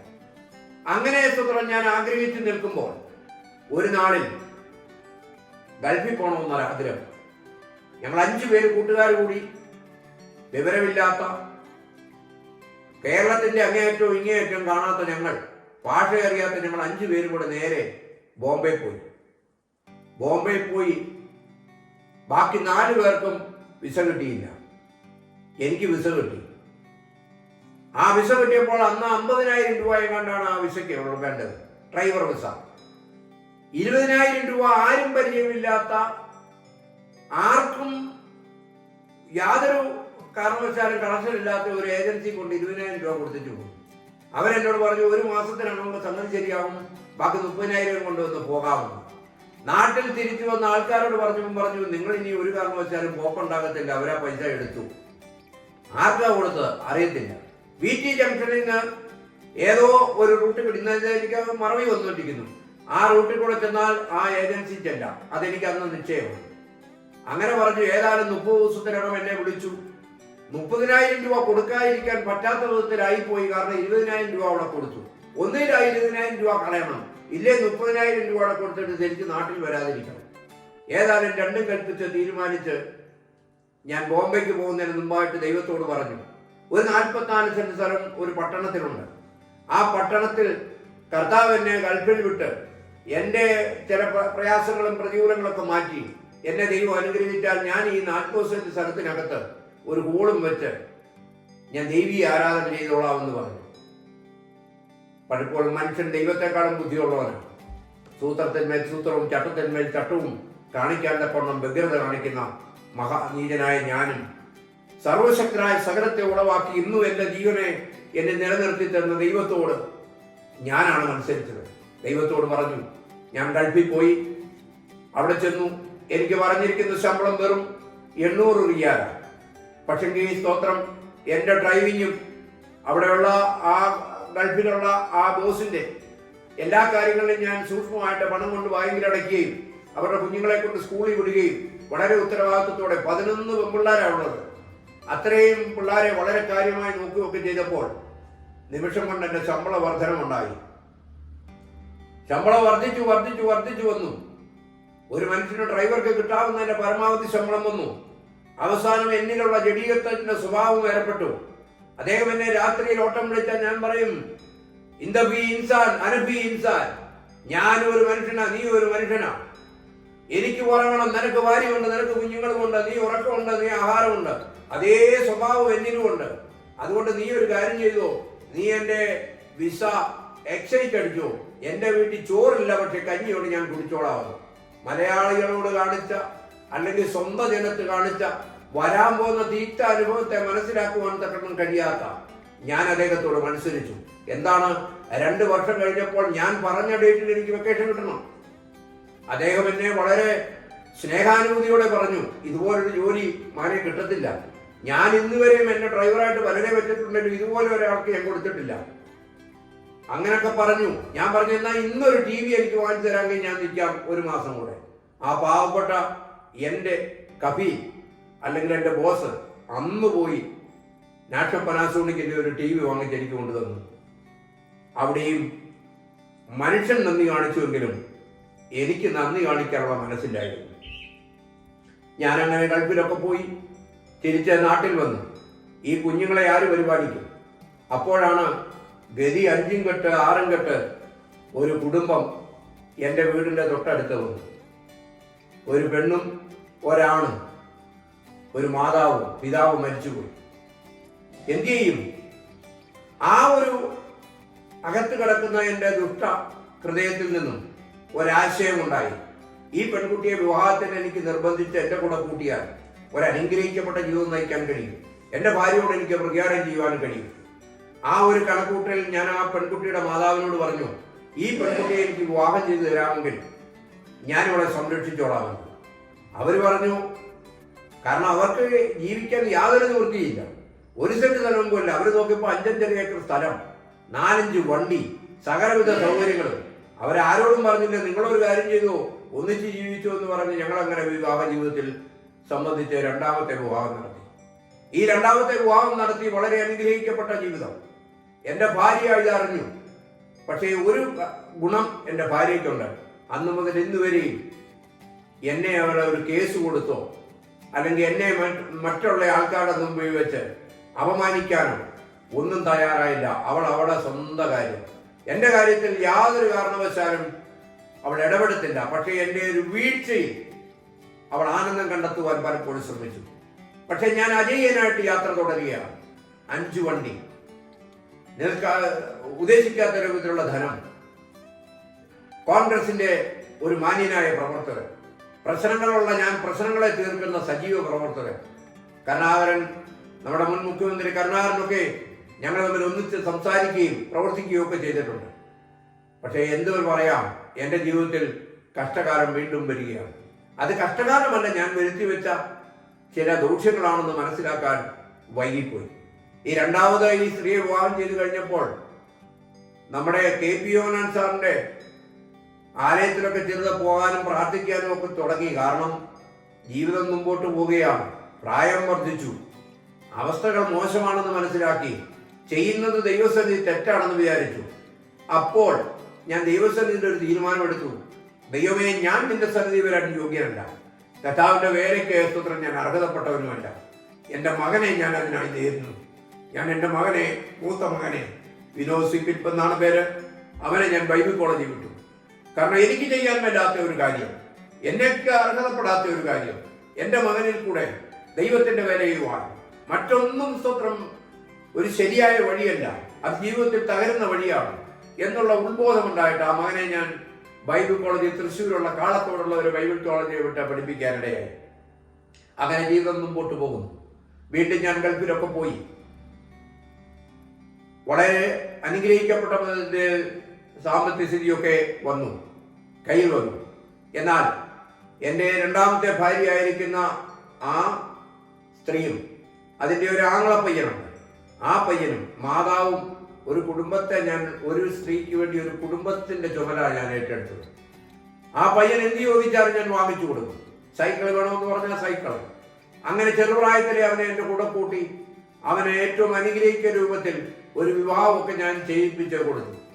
എന്നിട്ട് ഞാൻ തന്നെത്താൻ പറയുകയാണ്, കണ്ടോ ഇത്രയും കാര്യങ്ങൾ നേടിയത്, ഇത് അനുഭവിക്കേണ്ടത്, ഈ ഗൾഫിൽ നിന്ന് കൊണ്ടുവന്ന 10, 15, 20 സാരികൾ, ഗൾഫിൽ നിന്ന് കൊണ്ടുവരുന്ന സ്വർണ്ണമാലകൾ, ഗൾഫിൽ നിന്ന് കൊണ്ടുവരുന്ന സാധനങ്ങളൊക്കെയും അർഹതപ്പെട്ടത് ഭാര്യയ്ക്കാണ്. എൻ്റെ കീഴിൽ നിൽക്കാത്തത് കാരണം, എൻ്റെ അനുസരണത്തിൽ നിൽക്കാത്തത് കാരണം വേറൊരു സ്ത്രീ ആ ഭാഗ്യത്തിന് കാരണഭൂതയായെന്ന് എൻ്റെ ഭാര്യ അറിയുവാൻ വേണ്ടി ഞാനിതൊക്കെയും ചെയ്തു. അവൾ അത് അറിഞ്ഞും കൊണ്ടുമാണ് ഇരുന്നിരുന്നത്. അതിന് അത്രയും ബലമുള്ള ഒരു ജീവിതത്തിൽ നയിക്കുമ്പോഴാണ് ഒരു ദിവസം എൻ്റെ മകൾ, 2ാമത്തെ ഭാര്യയിൽ ഒരു ആണും ഒരു പെൺകുഞ്ഞുമുണ്ട്. അന്നേരം ആ പെൺകുഞ്ഞും ഞങ്ങൾ കൂടെ തോട്ടത്തിൽ താമസിക്കേണ്ട, റബ്ബർ തോട്ടത്തിൽ താമസിക്കുന്ന വേളയിൽ എൻ്റെ ആ പെൺകുഞ്ഞിനെ ഒരു ദിവസം എനിക്ക് ഏറ്റവും സ്നേഹമുണ്ടായിരുന്ന, ഞാനതിനെ പേരിട്ട് വിളിച്ചിരിക്കുന്നത് ഉജാല എന്നാണ്. ഉജാല കമ്പനിയുടെ പരസ്യമുണ്ടല്ലോ, ആ ഉജാല എന്നാണ്. അവൾ ഇത്ര വർത്താനം പറയാൻ പറ്റാത്ത വയസ്സാണ്, അത്രയേ ഉള്ളൂ, 2 വയസ്സേ ഉള്ളൂ. പക്ഷേ എൻ്റെ ഭവനത്തിൽ നടക്കുന്ന ചെറുതും വലുതും ആ എല്ലാ കാര്യങ്ങളും, പണിക്കാറുണ്ടെങ്കിൽ പണിക്കാരുടെ വിവരം, റബ്ബർ ഷീറ്റ് ഉണ്ടെങ്കിൽ റബ്ബർ ഷീറ്റിന്റെ വിവരം, എല്ലാ വിവരവും എന്നോട് പറയുമായിരുന്നു. പൂർണ്ണബുദ്ധിയാൽ അനുഗ്രഹീതമായ ഒരു കുഞ്ഞുമകൾ, ആ ഉജാല എന്ന് പേരിട്ട അവൾ ഒരു ദിവസം രാവിലെ വെളുപ്പിനെ എഴുന്നേറ്റപ്പോൾ ഒരു മൂർഖൻ പാമ്പ് കാലിൽ കുത്തി. ആ മൂർഖൻ പാമ്പ് കാറിൽ കൊത്തിയത് കാരണം ഞാൻ വളരെ മാനസികമായിട്ട് തകർന്നു. ഞാൻ ആ ഇച്ചിരി അഹങ്കാരവും കയ്യിലുണ്ട്. കാരണം അന്ന് ഈ സോയിൽ കൺസർവേഷൻ്റെ ഒക്കെ വർക്കാണ്. ഇഷ്ടംപോലെ പൈസ ബാങ്കിലുണ്ട്, മടിയിൽ ഇഷ്ടംപോലെ പൈസയുണ്ട്. ഞാൻ എൻ്റെ രണ്ടാമത്തെ ഭാര്യയോട് ഞാൻ പറയുകയാണ്, ഈ രണ്ടാമത്തെ ഭാര്യ എന്ന് എടുത്തു പറയുന്നതിൻ്റെ കാരണം എന്നാന്ന് ചോദിച്ചാൽ നിങ്ങൾ ചിന്തിക്കാൻ വേണ്ടിയാണ്. സർ, കൊതി കൊണ്ട് പറയല്ല, അബദ്ധങ്ങൾ നമ്മുടെ ജീവിതത്തിൽ വരുന്നത് നമ്മൾ വരുത്തി വെച്ചിരിക്കുന്ന വരാം. പിശാച് നമ്മളെ തകർത്തടിക്കാൻ, അവൻ നമ്മളെ ഇല്ലാതാക്കാൻ ശ്രമിക്കുന്ന വഴികളെ തിരിച്ചറിയാൻ വേണ്ടിയാണ് ഞാൻ പറയുന്നത്. സ്തോത്രം. അങ്ങനെ ആ ഭാര്യയോട് ഞാൻ പറഞ്ഞു, പൈസ എന്ന കെട്ടുകണക്കിനുണ്ട്, ആ പൈസയായിട്ട് നീ എവിടെയാന്ന് വെച്ചാൽ പോയി വിഷകാരിയുടെ അരിക്കലോ മെഡിക്കൽ കോളേജിലോ എവിടെങ്കിലും പോയി അതിന് വേണ്ട ചികിത്സ ചെയ്തോ എന്ന് പറഞ്ഞു. എനിക്ക് ഒരു സ്വല്പം പൈസ സോയിൽ കൺസർവേഷന് കിട്ടാനുണ്ട്, അത് ഞാൻ വാങ്ങിച്ചിട്ട് വരാമെന്ന് പറഞ്ഞു. എൻ്റെ ഭാര്യയും മാതാവും കൂടെ വിഷകാരിയുടെ അരിക്കൽ ചെന്നപ്പം പറഞ്ഞു, ഇതിവിടെ എടുക്കാൻ പറ്റത്തില്ല, എത്രയും പെട്ടെന്ന് തൃശ്ശൂർ മെഡിക്കൽ കോളേജിൽ കൊണ്ടുപോകാൻ പറഞ്ഞു. അവര് എന്നോടുള്ള ഭയമോ അല്ലെങ്കിൽ പൈസ ചെലവാക്കാനുള്ള മടിയോ, അവരൊരു ഓട്ടോറിക്ഷയും പിടിച്ചാ പോയത്. ഈ ഓട്ടോറിക്ഷ ഓടി തൃശ്ശൂർ ചെല്ലണമെങ്കിൽ സമയം എത്ര എടുക്കും? ആ കുഞ്ഞ് ആശുപത്രി കൊണ്ടുപോയി അഡ്മിറ്റാക്കി. ആ കുഞ്ഞ് അവിടെ വെച്ച് ജീവിതത്തോട് വിട പറഞ്ഞു. ഞാനൊരു അഹങ്കാര മനസ്സോടെ വീണ്ടും ബാങ്കിൽ ചെന്ന് പൈസയും കളക്ട് ചെയ്ത് 25,000 രൂപ, അന്നത്തെ കാലത്ത് വലിയൊരു പൈസ, ആ പൈസയും കളക്ട് ചെയ്ത് പൈസയുടെ അഹങ്കാരത്താൽ കാറും പിടിച്ച് രോഗി ഓട്ടോറിക്ഷയിലാണ് പോയത്. പക്ഷേ ഞാൻ കാറും പിടിച്ച് തൃശ്ശൂർ മെഡിക്കൽ കോളേജിൽ ചെല്ലുമ്പോൾ ആ വാതിലിന്റെ പടിക്കൽ എൻ്റെ ഒരു സുഹൃത്ത് നിൽക്കുന്നു. സുഹൃത്ത് നിൽക്കുന്നത് കണ്ടപ്പോൾ എന്നോട് പറഞ്ഞു അവര് വീട്ടിലേക്ക് തിരിച്ചു പോയെന്ന്. അപ്പോൾ എനിക്ക് കാര്യം മനസ്സിലായി. ഞാൻ അന്നേരം കാറ് വിട്ട് വീട്ടിൽ വന്നപ്പോൾ ഒരിക്കലും കാണുവാൻ കഴിയാത്ത, ഒരിക്കലും ആഗ്രഹിക്കാത്ത ഒരു കാര്യത്തിനാണ് ഞാൻ ഉടമയായത്. എൻ്റെ പൊന്നുമോൾ എന്നിൽ നിന്ന് വിട്ടുപോയി. അതിനും ഒരു കാരണം, അതിൻ്റെ തലേ ദിവസം ഞാൻ ഒരിക്കലും കുഞ്ഞുകുട്ടികൾക്ക് അല്ലെങ്കിൽ എൻ്റെ പിള്ളേർക്ക് ഞാൻ അയൽവക്കത്തുള്ള വീടിനേക്കാളും കൂടിയ മുന്തി തരത്തിലുള്ള ഒരു ഡ്രസ്സും എടുത്തു കൊടുക്കത്തില്ല. കാരണം ചിലതൊക്കെ പഠിച്ചത് കൊണ്ടാണ്. കാരണം എൻ്റെ കുഞ്ഞുങ്ങൾ അങ്ങനെ ഡ്രസ്സ് ഇട്ടാൽ, ആ പാവപ്പെട്ടവൻ ആ ഡ്രസ്സ് ഇടാൻ നിവൃത്തിയായില്ലെങ്കിൽ അവൻ അനുഗ്രഹിക്കുകയല്ല, നമ്മളെ ശപിക്കുമെന്നുള്ള ഒരു തീരുമാനമായിരുന്നു. പക്ഷേ ഈ കുഞ്ഞു മരിക്കുന്നതിൻ്റെ തലേ ദിവസം എനിക്ക് ഏറ്റവും ഇഷ്ടപ്പെട്ട സ്കൈ ബ്ലൂ നിറത്തിലുള്ള ഒരു ഉടുപ്പ്, അതിൻ്റെ അരക്കിയത്തിലെ ബ്ലാക്ക്, അങ്ങനെ ഒരു ഉടുപ്പ് കൊണ്ടുവന്ന് ആ കുഞ്ഞിനെ രാത്രിയിൽ ഇടിപ്പിച്ചു. രാത്രിയിൽ ഇടിച്ചപ്പോൾ ആ കുഞ്ഞെന്നെ കെട്ടിപ്പിടിച്ച് ഉമ്മയൊക്കെ തന്ന രംഗങ്ങൾ ഇന്നും മറക്കാൻ പറ്റത്തില്ല. ആ കുഞ്ഞ് ആ ഉടുപ്പ് ഇട്ടാണ് ആശുപത്രിയിൽ പോയത്. മരിച്ചു കിടന്നപ്പോഴും ആ ഉടുപ്പാണ്. എന്നേക്കുമായി എൻ്റെ മകൾ എൻ്റെ ജീവിതത്തിൽ ഇടപെടുന്നു. ദൈവം വീണ്ടും എനിക്കൊരു അവസരം തന്നു. നിന്നാടൊന്നും നടക്കത്തില്ല, നീ ദൈവത്തിന്റെ മുമ്പിൽ കീഴടങ്ങാൻ പറഞ്ഞു. ആ മരിച്ചു കഴിഞ്ഞപ്പോൾ എനിക്ക് വളരെ വേദനയും വളരെ പ്രയാസവും വളരെ പ്രതിസന്ധിയും ഉണ്ടായി. ഒന്ന്, എൻ്റെ ഭാര്യ, ആദ്യത്തെ ഭാര്യ ഇതറിയും, അവൾ അട്ടഹസിച്ച് സന്തോഷിക്കും. രണ്ട്, എൻ്റെ ജീവിതത്തിൽ ഞാൻ ചെയ്ത തെറ്റുകളുടെ ഒരു പരിണത ഫലമാണെന്നുള്ള ചിന്താഗതി എൻ്റെ ജീവിതത്തിൽ കടന്നു വന്നു. അങ്ങനെ ഏറെ വിഷമകരമായി. 2 ആഴ്ച കഴിഞ്ഞു. 2 ആഴ്ച കഴിഞ്ഞപ്പോൾ ഞാൻ റബ്ബർ തോട്ടത്തിലേക്ക് 2 ആഴ്ച വരെ തോട്ടത്തിലേക്ക് പോകാത്ത ഞാൻ തോട്ടത്തിലെ ഒന്ന് കടന്നുപോയി.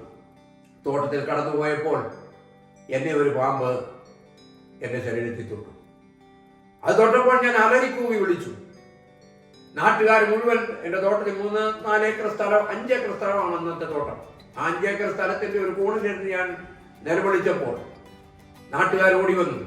കാരണം ഞാൻ അവർക്ക് ഇല്ലാതാകുന്നത് ഒരു വിഷമമാണ്. എന്നെക്കാളും ഉത്തരവാദിത്വം എൻ്റെ ജീവൻ എൻ്റെ നാട്ടുകാരാണ്. എന്നോട് പറഞ്ഞു, നടക്കരുത്, നടക്കിയാൽ വിഷം പെട്ടെന്ന് തലയിൽ കയറും, പലത്ത് ശരീരത്തിൽ വ്യാപിക്കും. അതുകൊണ്ട് തങ്കച്ചേട്ടൻ എന്ന എൻ്റെ പേര്, വീട്ടിലെ പേര് തങ്കച്ചേട്ടന് അവിടെ നിന്നാൽ മതി എന്ന് പറഞ്ഞ് അവരെന്നെ എടുത്തുകൊണ്ടോടി ആശുപത്രി കൊണ്ടുപോയി. വിഷം കയറിയതിനേക്കാളും കൂടുതൽ എൻ്റെ ജീവിതത്തിൽ ഭീതിയായിരുന്നു. കാരണം പാമ്പ് കടിച്ച് എൻ്റെ മകൾ മരിച്ചിട്ട് 2 ആഴ്ചയായിരുന്നു. അതിനുശേഷം എന്നെ പാമ്പ് കടിക്കുന്നു. ആൾക്കാരുടെ പലവിധമാകുന്ന അഭിപ്രായങ്ങൾ, ഇത് ശാപത്തിന്റെ ഉറവിടമാണ്, ഇത് ഇദ്ദേഹം ചെയ്ത ദ്രോഹത്തിന്റെയാണ്, അല്ലെങ്കിൽ സർപ്പഭാവമാണ്, സർപ്പത്തെ ഇദ്ദേഹം എന്തെങ്കിലും ചെയ്തിട്ടായിരിക്കും എന്നൊക്കെ പറഞ്ഞു. സർപ്പത്തെയൊക്കെ അടിച്ചു വന്നിട്ടുണ്ട്, അടിച്ചു വന്ന് മണ്ണെണ്ണയൊക്കെ ഒഴിച്ചുകൊണ്ട് ചുട്ടുകരിച്ചിട്ടുണ്ട്. അത് ഇന്നും കത്തിക്കും. അത് ഞാൻ വിശ്വസിക്കുന്നില്ല. പക്ഷെങ്കിൽ അങ്ങനെയൊക്കെ ആൾക്കാർ പറഞ്ഞു. എന്നെ തൃശ്ശൂർ മെഡിക്കൽ കോളേജിൽ പോയി. ഞാൻ കോൺഗ്രസിന്റെ നേതാവാണെന്ന് പറഞ്ഞല്ലോ.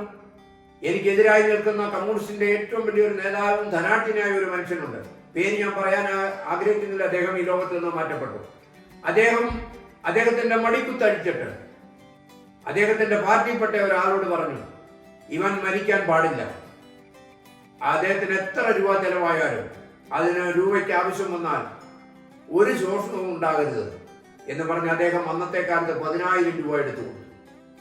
10,000 രൂപ എടുത്തു.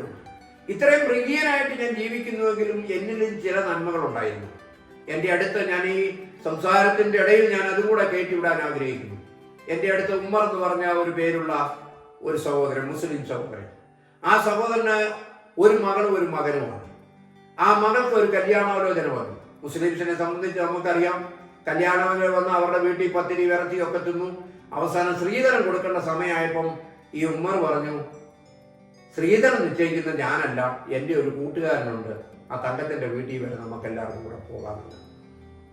അദ്ദേഹം വീട്ടിൽ വന്നു. ഈ 3-4 മുസ്ലിംസ് ആയിട്ടുള്ള കൂട്ടുകാരും എല്ലാം കൂടെ എൻ്റെ വീട്ടിൽ വന്നപ്പോൾ ഞാൻ അന്തം വിട്ട് അദ്ദേഹത്തോട് ചോദിച്ചപ്പോൾ പറഞ്ഞു, തങ്കച്ചേട്ടാ, എൻ്റെ മകൾക്ക് ഒരു നല്ല ഒരു കുട്ടി, ഒരു മൊഞ്ചെന്നാണെന്ന് എന്നോട് പറഞ്ഞു, മൊഞ്ചുള്ള ഒരു ആൺകുട്ടിയുണ്ട്, പക്ഷെ എൻ്റെ ശ്രീധരൻ കൊടുക്കാൻ നിവൃത്തിയില്ല, തങ്കച്ചേട്ടൻ എന്നെ സഹായിക്കണം. ഞാനതിനെ ചോദിച്ചു, എത്ര രൂപയാണ് ശ്രീധരൻ? 10,000 രൂപ. ഞാൻ പറഞ്ഞേച്ചു, ആ 10,000 രൂപ ഞാൻ തന്നേക്കാം, മൊഞ്ചുള്ള ചെറുക്കനെ കൊണ്ട് തന്നെ കെട്ടിച്ചോളാൻ പറഞ്ഞു. അങ്ങനെ അതിന് തീരുമാനമായി. എന്നെ വിഷം തീണ്ടി ആശുപത്രിയിലേക്ക് കൊണ്ടുപോകുമ്പോൾ തൃശ്ശൂർ ചെന്നപ്പോൾ ഡോക്ടർമാർ തമ്മിൽ സംസാരിക്കുന്നത് എനിക്ക് ടൈൽസിന്റെ അതിൽ പ്രതിഫലിച്ചിട്ട് ആ ടൈൽസിന്റെ വോളിൽ നിന്നും എനിക്ക് കേൾക്കുവാനിടയായി, ഇതിൽ കൂടുതൽ ഒരു ചികിത്സ ഇതിനില്ല, ഇവിടെ ചികിത്സിക്കുന്ന ചികിത്സയേ ഉള്ളൂ, കേരളത്തിൽ എവിടെ കൊണ്ടുപോയാലും. അതുകൊണ്ട് നിങ്ങൾ വെറുതെ കൊണ്ടുപോകാമെന്നുള്ളത് കൊണ്ട് അത്രയും സമയം മെനക്കെടുത്തേ ഉള്ളൂ, അതുകൊണ്ട് നിങ്ങൾ ഇവിടെ തന്നെ ചികിത്സിക്കുന്നതാണ് എന്ന് ഡോക്ടർമാർ തമ്മിൽ അഭിപ്രായം പറയുന്നത് ഞാൻ മനസ്സിലാക്കി. ഏതാനും നിമിഷം കഴിഞ്ഞപ്പോൾ നാട്ടുകാരെല്ലാം കൂടി പറഞ്ഞു, നിങ്ങൾക്ക് ഈ മനുഷ്യന്റെ ജീവൻ പോകില്ല എന്ന് ഉറപ്പു തരാൻ പറ്റുമോ എന്ന് ചോദിച്ചപ്പോൾ ഡോക്ടർമാർ പറഞ്ഞു, അതിന് ഞങ്ങളെ കൊണ്ട് സാധിക്കത്തില്ല. എന്നാൽ നിമിഷം കൊണ്ട് ഡോക്ടർ തന്നെ സെറ്റിൽ ചെയ്ത് ഒരു ആംബുലൻസ് എനിക്ക് റെഡിയാക്കി എന്നെ കോഴിക്കോട് മെഡിക്കൽ കോളേജിലോട്ട് കൊണ്ടുപോകാൻ. കോഴിക്കോട് മെഡിക്കൽ കോളേജിലോട്ട് പോകുമ്പോൾ എൻ്റെ കൂടെ ഇരിക്കുന്ന ഉമ്മർ വലിയവായി കരയുന്നതിന്റെ കാരണം ആർക്കും അറിയത്തില്ല. എന്താ ഇവരുമായിട്ട് എന്താ സ്വന്തം? ഒരു ജാതിയല്ല, ഒരു മതമല്ല, ചേട്ടനല്ല, രക്തബന്ധവുമില്ല. പക്ഷെ ഈ ഉമ്മർക്ക് ആ കരയുകയാണ്. സ്തോത്രം. തിരൂർ എന്ന് പറഞ്ഞ സ്ഥലത്ത് ചെന്ന് കഴിഞ്ഞപ്പോൾ കടുങ്കാപ്പ് കുടിക്കാൻ നിർത്തിയപ്പോൾ എനിക്ക് മനസ്സിലായി, എനിക്ക് മുമ്പോട്ട് ജീവിതമില്ല. കാരണം ഒരു രണ്ടപ്പം മെത്ത എങ്ങനെയാണോ എൻ്റെ ശരീരത്ത് മെത്തയിൽ സ്പർശിച്ചാലുണ്ടാകുന്ന അതേ അവസ്ഥ എൻ്റെ ശരീരത്തിൽ കണ്ടു. ഞാൻ ജീവിതം അവസാനിപ്പിക്കും എന്നുള്ള തീർച്ചയായി. അപ്പോൾ ഞാൻ അറിയാതെ പാട്ടുപാടി സമയമാകും രഥത്തിൽ എനിക്ക് അർഹതപ്പെടാത്ത ഒരു പാട്ട് എൻ്റെ നാവിൽ ഞാൻ പാടുവാനിടയായി. ആ പാട്ട് പാടിക്കൊണ്ടിരിക്കുമ്പോൾ ഞാൻ ദൈവത്തോട് പറഞ്ഞു, കർത്താവേ, എന്നെ ഈ മരണത്തിൽ നിന്ന് വിടുവിച്ചാൽ ഞാൻ ചെയ്ത എല്ലാ ദോഷങ്ങളും മറന്ന് ദൈവത്തിനു വേണ്ടി പ്രവർത്തിക്കാൻ ഞാൻ തയ്യാറാണ്, ദൈവത്തിനു വേണ്ടി അനുസരിപ്പാൻ ഞാൻ തയ്യാറാണ്. അങ്ങനെ പറഞ്ഞു. അവർ കടുങ്കാപ്പി ഓടിച്ചു. ഉമ്മറിനോട് കാര്യം ചെന്നും പറഞ്ഞു, കരച്ചില് വരുന്നത് പാമ്പ് കടിച്ചല്ല, ഈ പുള്ളിയെ ജീവനോടെ ഇരുന്നില്ലെങ്കിൽ എൻ്റെ കുഞ്ഞിന്റെ കല്യാണം നടക്കത്തില്ല. അതാണ് അദ്ദേഹത്തിന്റെ ചിന്താഗതി. ഏതു പാട്ട് അദ്ദേഹം കരഞ്ഞല്ലോ. അങ്ങനെയുള്ള ഒരു ചിന്താഗതിയിൽ കൂടി അദ്ദേഹവും വീണ്ടും എൻ്റെ കൂടെ യാത്രയായി കോഴിക്കോട് മെഡിക്കൽ കോളേജ് ചെന്നു. കോഴിക്കോട് മെഡിക്കൽ കോളേജ് ചെന്നപ്പോൾ അനേകരുടെ മരണം കാണാൻ എനിക്ക് എൻ്റെ മരണക്കിടക്ക എനിക്ക് തയ്യാറായി. ഒരു തമിഴത്തെയും കൂടെ ആട്ടുകല്ല് ഉരുട്ടിക്കൊണ്ട് നടക്കുന്ന അയാളെ പാമ്പ് കടിച്ചു. അയാൾക്ക് എല്ലാം ഭേദമായപ്പോൾ ഡോക്ടർ പറഞ്ഞു, നാളെയോ മറ്റന്നാളോ പോകാം എന്ന് പറഞ്ഞു. അന്ന് പോയി അയാൾ ആരോടും ചോദിക്കാതെ, ഡോക്ടറോട് ചോദിക്കാതെ പോയി പൊറോട്ടായി ഇറച്ചി അണ്ണാച്ചി അടിച്ചു. അന്ന് പോയിട്ട് അണ്ണാച്ചി തീർന്നു. രണ്ടാമതൊരു പെൺകുട്ടി, മുസ്ലിം പെൺകുട്ടിയാണ്, നല്ല മഞ്ചുള്ള നല്ല മിടുക്കത്തിയായ ഒരു പെൺകുട്ടി. ആ പെൺകുട്ടിക്ക് നാളെ പറഞ്ഞു പോകാം. അന്ന് രാത്രിയിൽ തന്റെ ബാപ്പ, പിറ്റേ ദിവസം ഈ മുസ്ലിംസിന്റെ ഏതോ ഒരു പ്രത്യേക ദിവസമുണ്ട്, അന്ന് ഈ പത്തിരിയൊക്കെ വീടുകളിലുണ്ടാക്കും. ഞങ്ങൾ ഈ പത്തിരി ഇറച്ചിയും കൂട്ടി എങ്ങനെ തിന്നും, എന്റെ മകൾക്ക് കൊടുക്കാതെ എന്നും പറഞ്ഞ ആ പാവപ്പെട്ട ബാപ്പ ഈ മകൾക്ക് ഈ പത്തിരിയും ഈ ഇറച്ചിയും കൊണ്ട് കൊടുത്തു. വളരെ വാപ്പ കൊണ്ടുവന്ന ആ സ്നേഹം ചാലിച്ച അപ്പത്തിന്റെ രുചിയല്ലായിരുന്നു അവർക്ക്. ദീർഘനാളത്തെ വാപ്പായുടെ സ്നേഹം കണ്ണുനീരിൽ പൊതിഞ്ഞ ആ സ്നേഹോപകാരം താൻ ഭക്ഷിച്ചു. അന്ന് നേരം വിളക്കുമ്പോൾ ആ കുഞ്ഞു മരിച്ചു. ഒരാൾ വിഷത്തിന്റെ ചികിത്സയ്ക്ക് കടന്നു വന്ന ഒരാള് വിഷപ്പാമ്പിന്റെ സഞ്ചി ഡോക്ടറെ കാണിച്ചതിന് ശേഷം ആ സഞ്ചി ഫോറിൻ കവറിൽ കെട്ടിയ സഞ്ചി ഇതിന് വെളിയിൽ വെച്ചു. ഡോക്ടറെ കാണിക്കാൻ രോഗി അകത്തേക്ക് പോയപ്പോൾ വഴിയെ വെറുതെ പോയ ഒരാൾ വന്നപ്പോൾ നല്ല മനോഹരമായ ഒരു സഞ്ചി, ഇതിലെന്തെങ്കിലും വിലപിടിപ്പുള്ളതായിരിക്കും, ഇത് കാണാമെന്ന് വിചാരിച്ച് അദ്ദേഹം ഈ സഞ്ചി എടുത്തു, അടിച്ചു കൊടുത്തു. പാമ്പ് അയാളെ മൂക്കിലിട്ട് കുത്തി. അയാൾ കാറി. ഡോക്ടർ പറഞ്ഞു സാരമില്ല, ഇതിന് പ്രതിവിധിയുണ്ട്. ഏതായാലും അദ്ദേഹം രക്ഷപ്പെട്ടു. ഇങ്ങനെ വിചിത്രമാകുന്ന മരണങ്ങളെ കാണുന്ന ഞാൻ വളരെ പേടിച്ചു. ഒരാൾ വയറ്റിലൊരു മുഴ, നിമിഷങ്ങൾക്കുള്ള ആ മഴ തേങ്ങയുടെ വലിപ്പത്തിലായി. അത് കണ്ടുകൊണ്ട് നിന്ന് ഒരാൾ മരിച്ചുപോയി. അത് കണ്ട് ഞാനും ഭയപ്പെട്ടു. ദൈവമേ, മരണം എത്ര ധൃതിയിൽ നടക്കുന്നു, അടുത്ത കുറി എനിക്കാണെന്ന് പറഞ്ഞ് വളരെ വിഷമിച്ചിരിക്കുമ്പോൾ ഡോക്ടർ എന്നെ പരിശോധിച്ചു. ഡോക്ടർ പരിശോധിച്ചു കഴിഞ്ഞപ്പോൾ എനിക്കൊരു ജീവന്റെ സൊല്യൂഷൻ കണ്ടുപിടിക്കാൻ അവരുടെ വൈദ്യശാസ്ത്രത്തിന് കഴിയാതെ വന്നു. അപ്പോൾ ഞാൻ അലമറയിട്ട് ദൈവത്തോട് കര ഉയർത്തി പ്രാർത്ഥിക്കുകയാണ്. കരം കിടക്കുന്ന കിടക്കയിൽ കര ഉയർത്തി. ശബ്ദത്തിന് വലിയ കോലാഹലമില്ല, ശബ്ദത്തിന് വലിയ ശബ്ദമില്ല. വളരെ ലളിതമായി ബലഹീനനായി ഞാൻ എന്റെ കരമെടുത്ത് ദൈവസന്നിധിയിൽ ഞാൻ ഉയർത്തി ദൈവത്തോട് പ്രാർത്ഥിച്ചു. അങ്ങനെ പ്രാർത്ഥിച്ചുകൊണ്ടിരിക്കുമ്പോൾ വേറെ ഒരു രോഗിയെ, ഏറ്റവും അത്യാസന്ന നിലയിലായിരിക്കുന്ന ഒരു രോഗിയെ നോക്കുവാൻ വേണ്ടി സിക്കിംകാരനായ ഒരു ഡോക്ടർ കടന്നു വന്ന് എന്നെ പാസ് ചെയ്തു പോകുമ്പോൾ രോഗിയായിട്ട് കിടക്കുന്ന ഞാൻ 2 കൈ ഉയർത്തിയപ്പോൾ അയക്കൊരു എന്തോ ദൈവം നിശ്ചയിച്ചതുപോലെ അവിടെ നിന്ന് ആ സിസ്റ്ററോട് ചോദിച്ചു, ഇദ്ദേഹം എന്താ ഇങ്ങനെ കൈ താത്തിടിയല്ലെന്ന് ചോദിച്ചു. അന്നേരം ആ സിസ്റ്റർ പറഞ്ഞു, താത്തിടാത്തതല്ല ഡോക്ടറെ, അദ്ദേഹം ദൈവത്തോട് പ്രാർത്ഥിക്കുകയാണ്, എന്തൊക്കെയോ പറയുന്നുണ്ട് ദൈവത്തോട്, അതാണെന്ന് പറഞ്ഞു. അങ്ങനെ പറഞ്ഞു കഴിഞ്ഞപ്പോൾ എന്താ വിവരമെന്ന് ചോദിച്ചപ്പോൾ ആ ഡോക്ടറോട് പറഞ്ഞു, അത്യാസന്ന നിലയിൽപ്പെട്ടതാണ്, ജീവിതം അവസാനത്തെ രംഗത്തിലേക്കാണ് വന്നിരിക്കുന്നതെന്നൊക്കെ പറഞ്ഞപ്പോൾ ഡോക്ടർ പറഞ്ഞു, ഒരു കാര്യം ചെയ്യാം, ഞാനൊരു പരീക്ഷണം ഇദ്ദേഹത്തിന്റെ ശരീരത്തിൽ നടത്താം. കാരണം എന്താന്ന് ചോദിച്ചാൽ ഇന്ത്യയിലെ നമുക്ക് ഏതോ ഒരു രാജ്യത്തിൽ നിന്നാണ്, രാജ്യത്തിന്റെ പേര് ആൻഡമാൻ ദ്വീപാന്ന് തോന്നുന്നു, അവിടുന്ന് എങ്ങാണ്ടാണ് ഈ വിഷത്തിനുള്ള മരുന്നുകൾ വരുന്നത്. അത് കോഴിക്കോടാണ് വരുന്നത് മൊത്തമായിട്ട്. ഈ കോഴിക്കോട് വന്നിട്ട് കോഴിക്കോട് മെഡിക്കൽ കോളേജിൽ വന്നിട്ടാണ് തിരുവനന്തപുരം മെഡിക്കൽ കോളേജിലും കോട്ടയം മെഡിക്കൽ കോളേജിലും ആ ജില്ലയ്ക്ക് അനുസൃതമായ പാമ്പുകളുടെ മരുന്ന് കൊടുക്കുന്നത്. ബാക്കി മരുന്ന് മുഴുവൻ സ്റ്റോക്കാണ് കോഴിക്കോട് മെഡിക്കൽ കോളേജിൽ. ആ ജില്ലയ്ക്ക് ആവശ്യമില്ലാത്തതും ഈ ജില്ലയ്ക്ക് ആവശ്യമില്ലാത്ത മരുന്നുകൾ അവിടെ കോഴിക്കോട് മെഡിക്കൽ കോളേജിൽ വെച്ചിരുന്നു. നിമിഷങ്ങൾ കഴിഞ്ഞപ്പോൾ ആ ഡോക്ടർ പറഞ്ഞു, ഒരു കാര്യം ചെയ്യും, എല്ലാ വിഷവും കൂടെ കൂട്ടി പുള്ളിക്ക് അങ്ങോട്ട് കൊടുക്കാൻ പറഞ്ഞു. അതിനേതാണ്ട് ഉപകരണമോ ഏതാണ്ട് വാങ്ങാൻ വേണ്ടി ഈ സിസ്റ്ററുടെ കയ്യിലോട്ട് ഒരു മരുന്ന് വാങ്ങാൻ സിസ്റ്ററുടെ കയ്യിൽ ഈ ഡോക്ടർ കുറിച്ചെടുത്തു. ഇംഗ്ലീഷാണ് പറയുന്നത്, എനിക്ക് ഇംഗ്ലീഷ് തൊട്ടാൽ അറിയത്തുമില്ല, അറിയാനും വന്നാലും പറയാനും അറിയത്തില്ല, എന്തെങ്കിലും വെച്ചൊരു വാക്ക് പറയാമെന്ന് വെച്ചാൽ അതിനുള്ള ബലമില്ല. അങ്ങനെ പറഞ്ഞു. അദ്ദേഹം സിസ്റ്റർ മരുന്ന് വാങ്ങാൻ പോയി. നിമിഷത്തിനുള്ളിൽ എമർജൻസി വിഭാഗത്തിൽ ടേബിളിൽ കിടക്കുന്ന ഞാൻ മലമൂത്ര വിസർജനം ചെയ്തു. ഞാൻ കേട്ടതും അനേകർ പറഞ്ഞതും ഡോക്ടർമാർ അഭിപ്രായപ്പെട്ടതും മലമൂത്ര വിസർജനം ഒരുമിച്ച് നടത്തിയാൽ ആ രോഗി ഒരു കാരണവശാലും പാമ്പ് കോശത്തിൽ നിന്ന് രക്ഷപ്പെടത്തില്ല. ഞാൻ ഇന്നുവരെയും കണ്ടിട്ടില്ല ഒരു ഡോക്ടർ ഒരു രോഗിയെ പരിശോധിക്കണമെങ്കിൽ രോഗിയെ വൃത്തിയാക്കിയതിന് ശേഷം മാത്രം ടേബിളിൽ കിട്ടിയാൽ അദ്ദേഹം നോക്കും. എന്നാൽ ഈ പാവപ്പെട്ട ഈ ഡോക്ടർ പൊക്കം കുറഞ്ഞവനായ, എന്റെ പകുതി ആരോഗ്യം മാത്രമുള്ള ഈ ഡോക്ടർ ആരും സഹായിക്കാനില്ലാഞ്ഞപ്പോൾ ഇദ്ദേഹം എന്റെ മലം അദ്ദേഹത്തിന്റെ കൈത്തണ്ടയിൽ പറ്റി. ഞാൻ എന്റെ ജീവിതത്തിൽ ഇന്നുവരെയും കണ്ടിട്ടില്ല. അദ്ദേഹം എങ്ങനെ ഉരുട്ടി എങ്ങനെയോ ആ ടേബിളിൽ കയറ്റി എനിക്ക് വേണ്ടുന്ന എല്ലാ ഇതും സ്റ്റാർട്ട് ചെയ്തു. രക്തം, ഓക്സിജൻ എല്ലാം സ്റ്റാർട്ട് ചെയ്തു. ഈ മരുന്നും ആ സിസ്റ്റർ വന്നതിന് ശേഷം എനിക്ക് അപ്ലൈ ചെയ്യാനിടയായി. ഒരു അരമണിക്കൂർ കഴിഞ്ഞപ്പോൾ എനിക്ക് ജീവനുണ്ടെന്ന് കണ്ണു തുറന്നപ്പോൾ മനസ്സിലായി. മരണത്തിലേക്ക് വഴുതി വീണ എന്നെ എന്റെ പ്രാർത്ഥനയുടെ മുമ്പിൽ, എന്റെ നിശ്ചലാവസ്ഥയുടെ മുമ്പിൽ, എന്റെ കണ്ണുനീരിന് മുമ്പിൽ എല്ലാവരും കൈവിട്ടപ്പോഴും സർവശക്തനായ ദൈവം വീണ്ടും എന്നോട് കരുണ കാണിച്ചു. ആ ദൈവത്തെ ഇന്ന് വാൽക്കാലം ഞാൻ വേണ്ടുവണ്ണം സേവിച്ചോ എന്ന് ചോദിച്ചാൽ മടങ്ങി വന്നു. തിരിച്ച് നമ്മുടെ ഉമ്മർക്കായുടെ 10,000 രൂപ കൊടുത്ത് കൊച്ചിന്റെ കല്യാണം നടത്തി.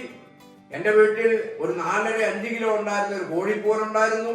ആ കോഴിപ്പൂവനെയും ആദ്യത്തെ വിരുന്നൂട്ടിന് കൊടുക്കാൻ ഞാൻ കൊടുത്തു. കാരണം ഭയന്നുപോയി. നന്മ ചെയ്തില്ലെങ്കിൽ ദൈവം അടിച്ചു കളയുന്നുള്ള ഒരു ബോധ്യം വന്നു. അതുകൊണ്ട് എൻ്റേതല്ല, അവന്റെ മകളും എൻ്റെ മകളാണെന്നുള്ള ചിന്താഗതി ഞാനത് ചെയ്തു. എനിക്ക് അദ്ദേഹം 5 രൂപ, 2 രൂപ, 10 രൂപ, 100 രൂപ, 1000 രൂപ ആയിട്ടൊക്കെ എനിക്ക് പൈസ മടക്കി തന്നു കേട്ടോ. സ്തോത്രം. ഏതായാലും ആ കല്യാണം നടന്നു. പിന്നെ എന്നിലുണ്ടായ മാറ്റം, എൻ്റെ ജീവിതത്തിൽ ഞാൻ ചേമ്പ് പറിക്കാൻ പോകണമെങ്കിൽ പ്രാർത്ഥിക്കണം, ഞാൻ മറ്റേതെങ്കിലും കാര്യത്തിന് പോകണമെങ്കിൽ പ്രാർത്ഥിക്കണം, ഏത് കാര്യത്തിന് ഞാൻ പോയാലും പ്രാർത്ഥന.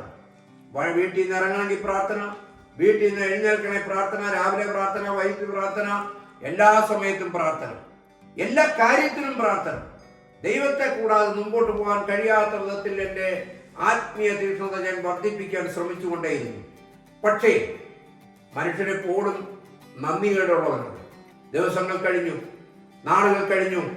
ഒരു 90 ദിവസം കഴിഞ്ഞപ്പോൾ എൻ്റെ സാഹചര്യങ്ങൾ എന്നെ അനുവദിച്ചില്ല.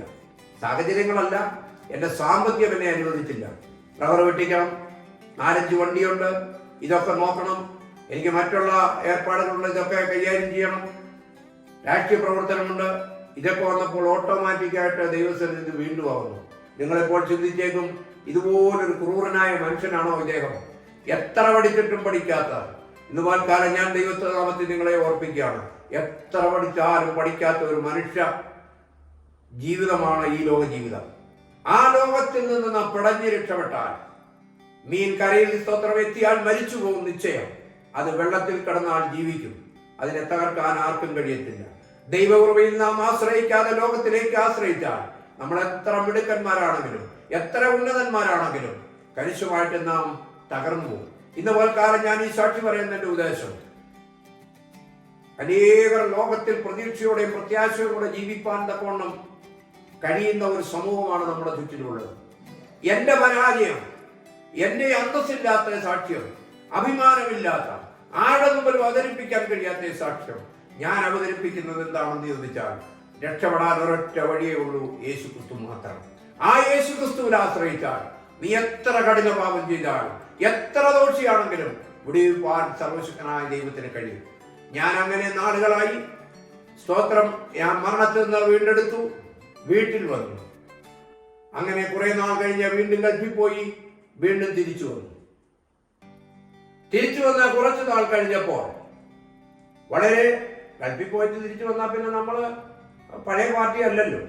പിന്നെ ഷൂ ആണ്, പിന്നെ പാൻസായി, പിന്നെ ജീൻസായി, പിന്നെ സ്കേർട്ടായി. ഭയങ്കര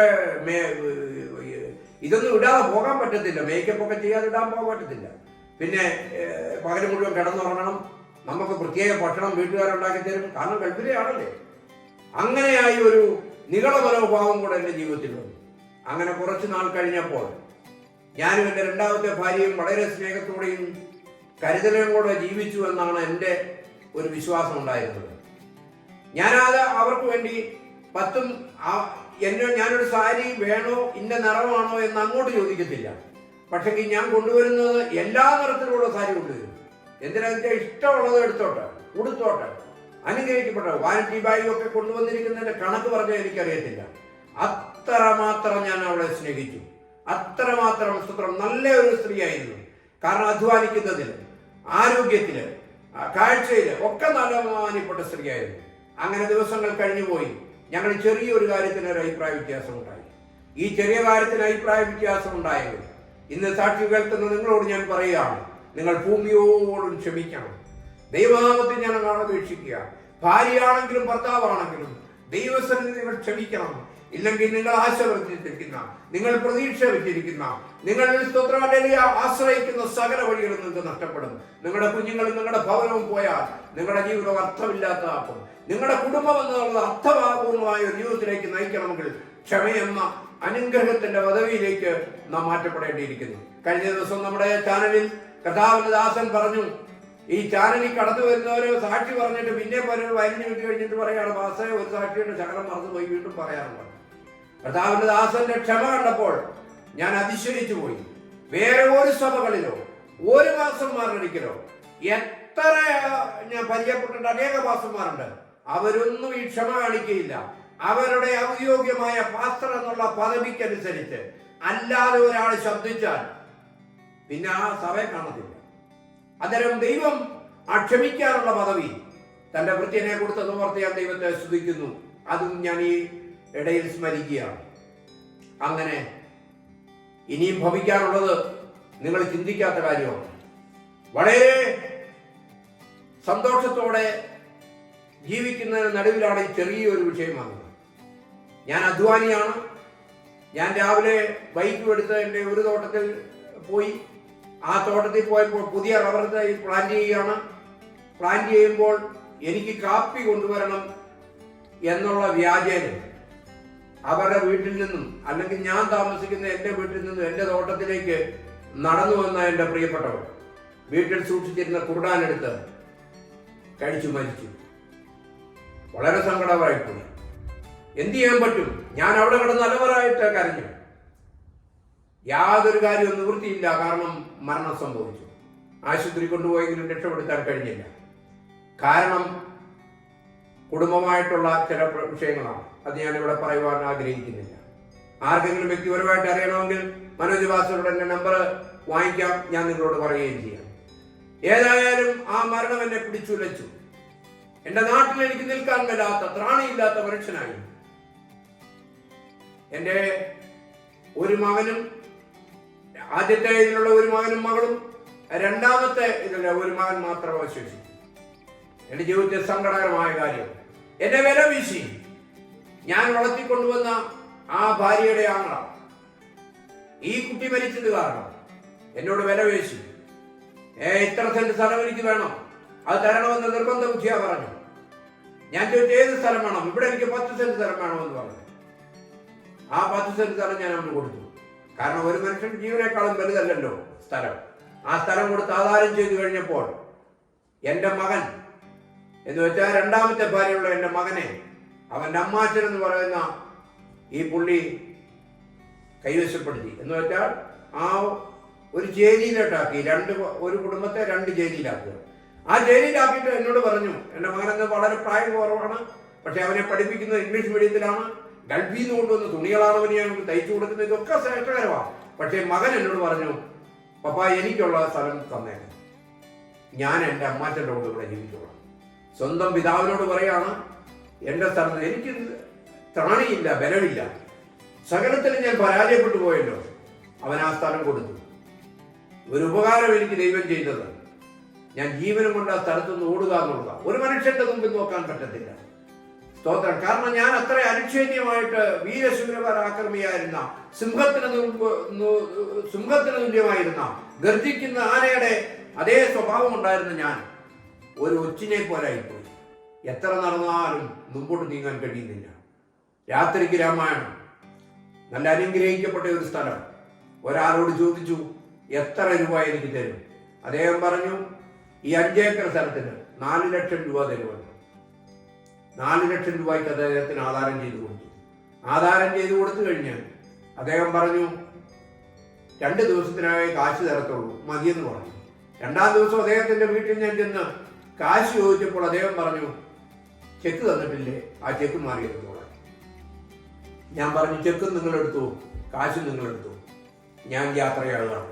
പക്ഷെ അദ്ദേഹത്തിന്റെ അപ്പൻ അത് കേട്ടപ്പോൾ ഇറങ്ങി വന്നവനോട് പറഞ്ഞു, നീ എന്ത് ക്രൂരതയാണ് കാണിക്കുന്നത്? എത്ര രൂപ വരെയുള്ള സ്ഥലം നിന്നെ വിശ്വസിച്ച് എഴുതി തന്നിട്ട് നീ ഇതാണ് കാണിക്കുന്നത് എന്ന് പറഞ്ഞ് എന്നോട് പറഞ്ഞു അവിടെ നിൽക്കാൻ പറഞ്ഞു. അദ്ദേഹം നിന്നിട്ട് എവിടെയോ പോയി അദ്ദേഹം സമർത്ഥിച്ച് ഈ 4 ലക്ഷം രൂപ എൻ്റെ കയ്യിൽ കൊടുത്തു. ഞാൻ എൻ്റെ ജീവിതത്തിൽ അനുഭവിച്ച പ്രതികൂലത്തിന്റെ ആ വലിപ്പം എത്രമാത്രം ഭയാനകമാണെന്നുള്ളത് ഇന്ന് ചിന്തിക്കുമ്പോൾ ഞാൻ അറിയുന്നു. രക്ഷപ്പെടുവാൻ വഴിയില്ലാതെ ഞാൻ ജീവിതത്തിൽ ഒറ്റപ്പെട്ടവനായി. സകലൻ ഇതിനിടയിൽ എൻ്റെ മാതാവ് മരിച്ചു. അതിനിടയിൽ എൻ്റെ ജ്യേഷ്ഠൻ ആരുമില്ലാത്തവനായിട്ട് വന്നു കഴിഞ്ഞപ്പോൾ, ആരും സംരക്ഷിക്കാനില്ലാഞ്ഞപ്പോൾ ഞാൻ തിരുവല്ലായിലുള്ള ഒരു പാസ്റ്റർ ഉണ്ട്. ആ പാസ്റ്ററുടെ കെയർ ഓഫിൽ ഒരു അനാഥാലയത്തിൽ കൊണ്ട് അദ്ദേഹത്തെ ആക്കി. എൻ്റെ ജ്യേഷ്ഠൻ എൻ്റെ മാതാവിനെ സംരക്ഷിക്കുവാനായിട്ട് എൻ്റെ മൂത്ത ജ്യേഷ്ഠനെ കൊടുത്തു. അദ്ദേഹത്തെ അവിടെ അമ്മയെ അവിടെ കൊണ്ടാക്കി. അങ്ങനെ ഞാൻ ഒന്നുമില്ലാത്തവനായിട്ട് നേരെ ഞാൻ ആ സ്ഥലത്ത് നിന്ന് പോയി. ആ ദേവദാസൻ എന്നെ അമ്മ വളരെ അനുഗ്രഹിക്കപ്പെട്ട നിലയിൽ കൈതാങ്ങുകയും മരണത്താലല്ലാതെ നമ്മുടെ പിൻവലിക്കുകയില്ല എന്ന് പറഞ്ഞ അദ്ദേഹം എന്നെ കൂടെ നിർത്തുകയും ചെയ്തു. അങ്ങനെ കൂടെ നിർത്തിയെങ്കിലും കാലങ്ങൾ കഴിഞ്ഞു, ദിവസങ്ങൾ കഴിഞ്ഞു. എന്നോട് അദ്ദേഹം പറഞ്ഞു, താങ്കൾ ദൈവത്തിന്റെ വേല ചെയ്യണമെന്ന് പറഞ്ഞപ്പോൾ ഞാൻ പറഞ്ഞു, 2 കല്യാണം കഴിച്ച് എനിക്കാണോ കർത്താവിന്റെ വേല ചെയ്യാൻ പറയുന്നത്? അന്നേരം പറഞ്ഞ് കെട്ടും കല്യാണവും ഒക്കെ പിന്നെ നമുക്ക് തീരുമാനിക്കാം, കണക്കെടുക്കാം. ഇപ്പോൾ ദൈവം നിങ്ങളെ വിളിച്ചിരിക്കുന്നത് ദൈവവേലയ്ക്കാണെന്ന് പറഞ്ഞു. ഞാൻ സ്തോത്രം വളരെ ദിവസങ്ങൾ അതിൽ നിന്നും മറുതലിച്ചു നിന്നു. പക്ഷെ അദ്ദേഹം വളരെ സംഘാടകരും വളരെ ബുദ്ധിയുമുള്ള ഒരാളാണെന്നുകൊണ്ട് എന്നോട് പറഞ്ഞു, ഇവിടെ 11 ഉദ്ദേശിമാരുണ്ട്, 11 ഉദ്ദേശികളോട് ഏതെങ്കിലും ഒരു ഉദ്ദേശിയുടെ പുറകെ കയറി ഇന്ന് നോക്കൂ, എന്നിട്ട് ചെന്ന് ഏതെങ്കിലും വീട്ടിൽ ഇവർ പിള്ളേരൊക്കെയാ, നിങ്ങൾക്ക് ഇത്രയും പ്രായമില്ലേ, കാര്യങ്ങളെയൊക്കെ മനസ്സിലാക്കി കാര്യങ്ങൾ ചെയ്യാൻ പറഞ്ഞു. അങ്ങനെ കുറച്ച് ദിവസം പോയി കഴിഞ്ഞപ്പോൾ അദ്ദേഹം ഈ ഉദ്ദേശിയോട് പറഞ്ഞു, ഇനി ഏത് വീട്ടിൽ ചെന്നാലും ഈ പുള്ളിയെ കൊണ്ട് വേണം പ്രാർത്ഥിപ്പിച്ചോളാൻ, നിങ്ങൾ പ്രാർത്ഥിക്കരുതെന്ന് പറഞ്ഞു.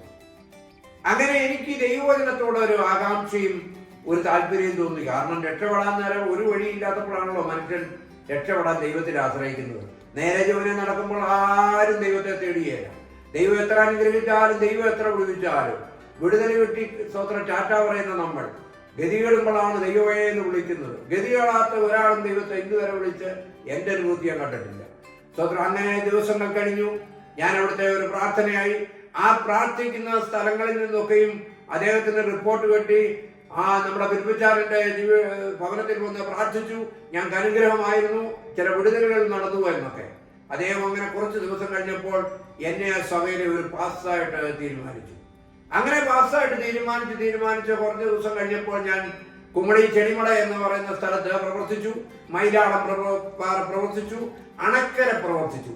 പക്ഷേ എൻ്റെ സംഘർഷപരമായ ജീവിതം അതെനിക്ക് സ്വന്തം സഹിക്കാൻ ഉൾക്കൊള്ളുവാൻ കഴിയാത്ത വിധത്തിൽ ഹൃദയം പൊട്ടിപ്പോകുന്ന രൂപത്തിൽ പാമ്പാട് കോട്ടയം പുതുപ്പള്ളിയിൽ നിന്നും ഞാൻ എൻ്റെ വണ്ടിയുടെ പേര് ഞാൻ മറന്നുപോയി, ബോക്സർ അതിന്റെ ഒരു ആക്സിലേറ്ററൊക്കെ ചാക്കിഞ്ചണമാണ്, അതും കൂടെ കെട്ടി കണ്ണുനീരോടെ മഴയെ നനഞ്ഞ് കുമളി വരെ പോകും. അന്യഭാഷയിൽ മാത്രം കാറിക്കൊണ്ടാണ് പോകുന്നത്. കർത്താവേ, ഞാൻ അനുഭവിക്കുന്ന സങ്കടം, എൻ്റെ കുടുംബം പഞ്ഞി പോലായി പോയല്ലോ, എൻ്റെ കുടുംബം തകർന്നു പോയല്ലോ, ഇനി എനിക്ക് ആരെന്നെ രക്ഷപ്പെടുത്തും, ദൈവത്തിന് പോലും എന്നെ സഹായിക്കാൻ കഴിയാത്ത വിധത്തിൽ ഞാൻ അവതാളത്തിലായല്ലോ എന്ന് പറഞ്ഞ് കരഞ്ഞു പോകുമ്പോൾ മഴ പെയ്യുന്ന കൂട്ടത്തിൽ അന്യഭാഷ പറയുമ്പോൾ കടത്തണ്ണയിൽ ഇരിക്കുന്നവരൊക്കെ പറയും ദൈവം ഒരു ഭ്രാന്തം പോകുന്നു.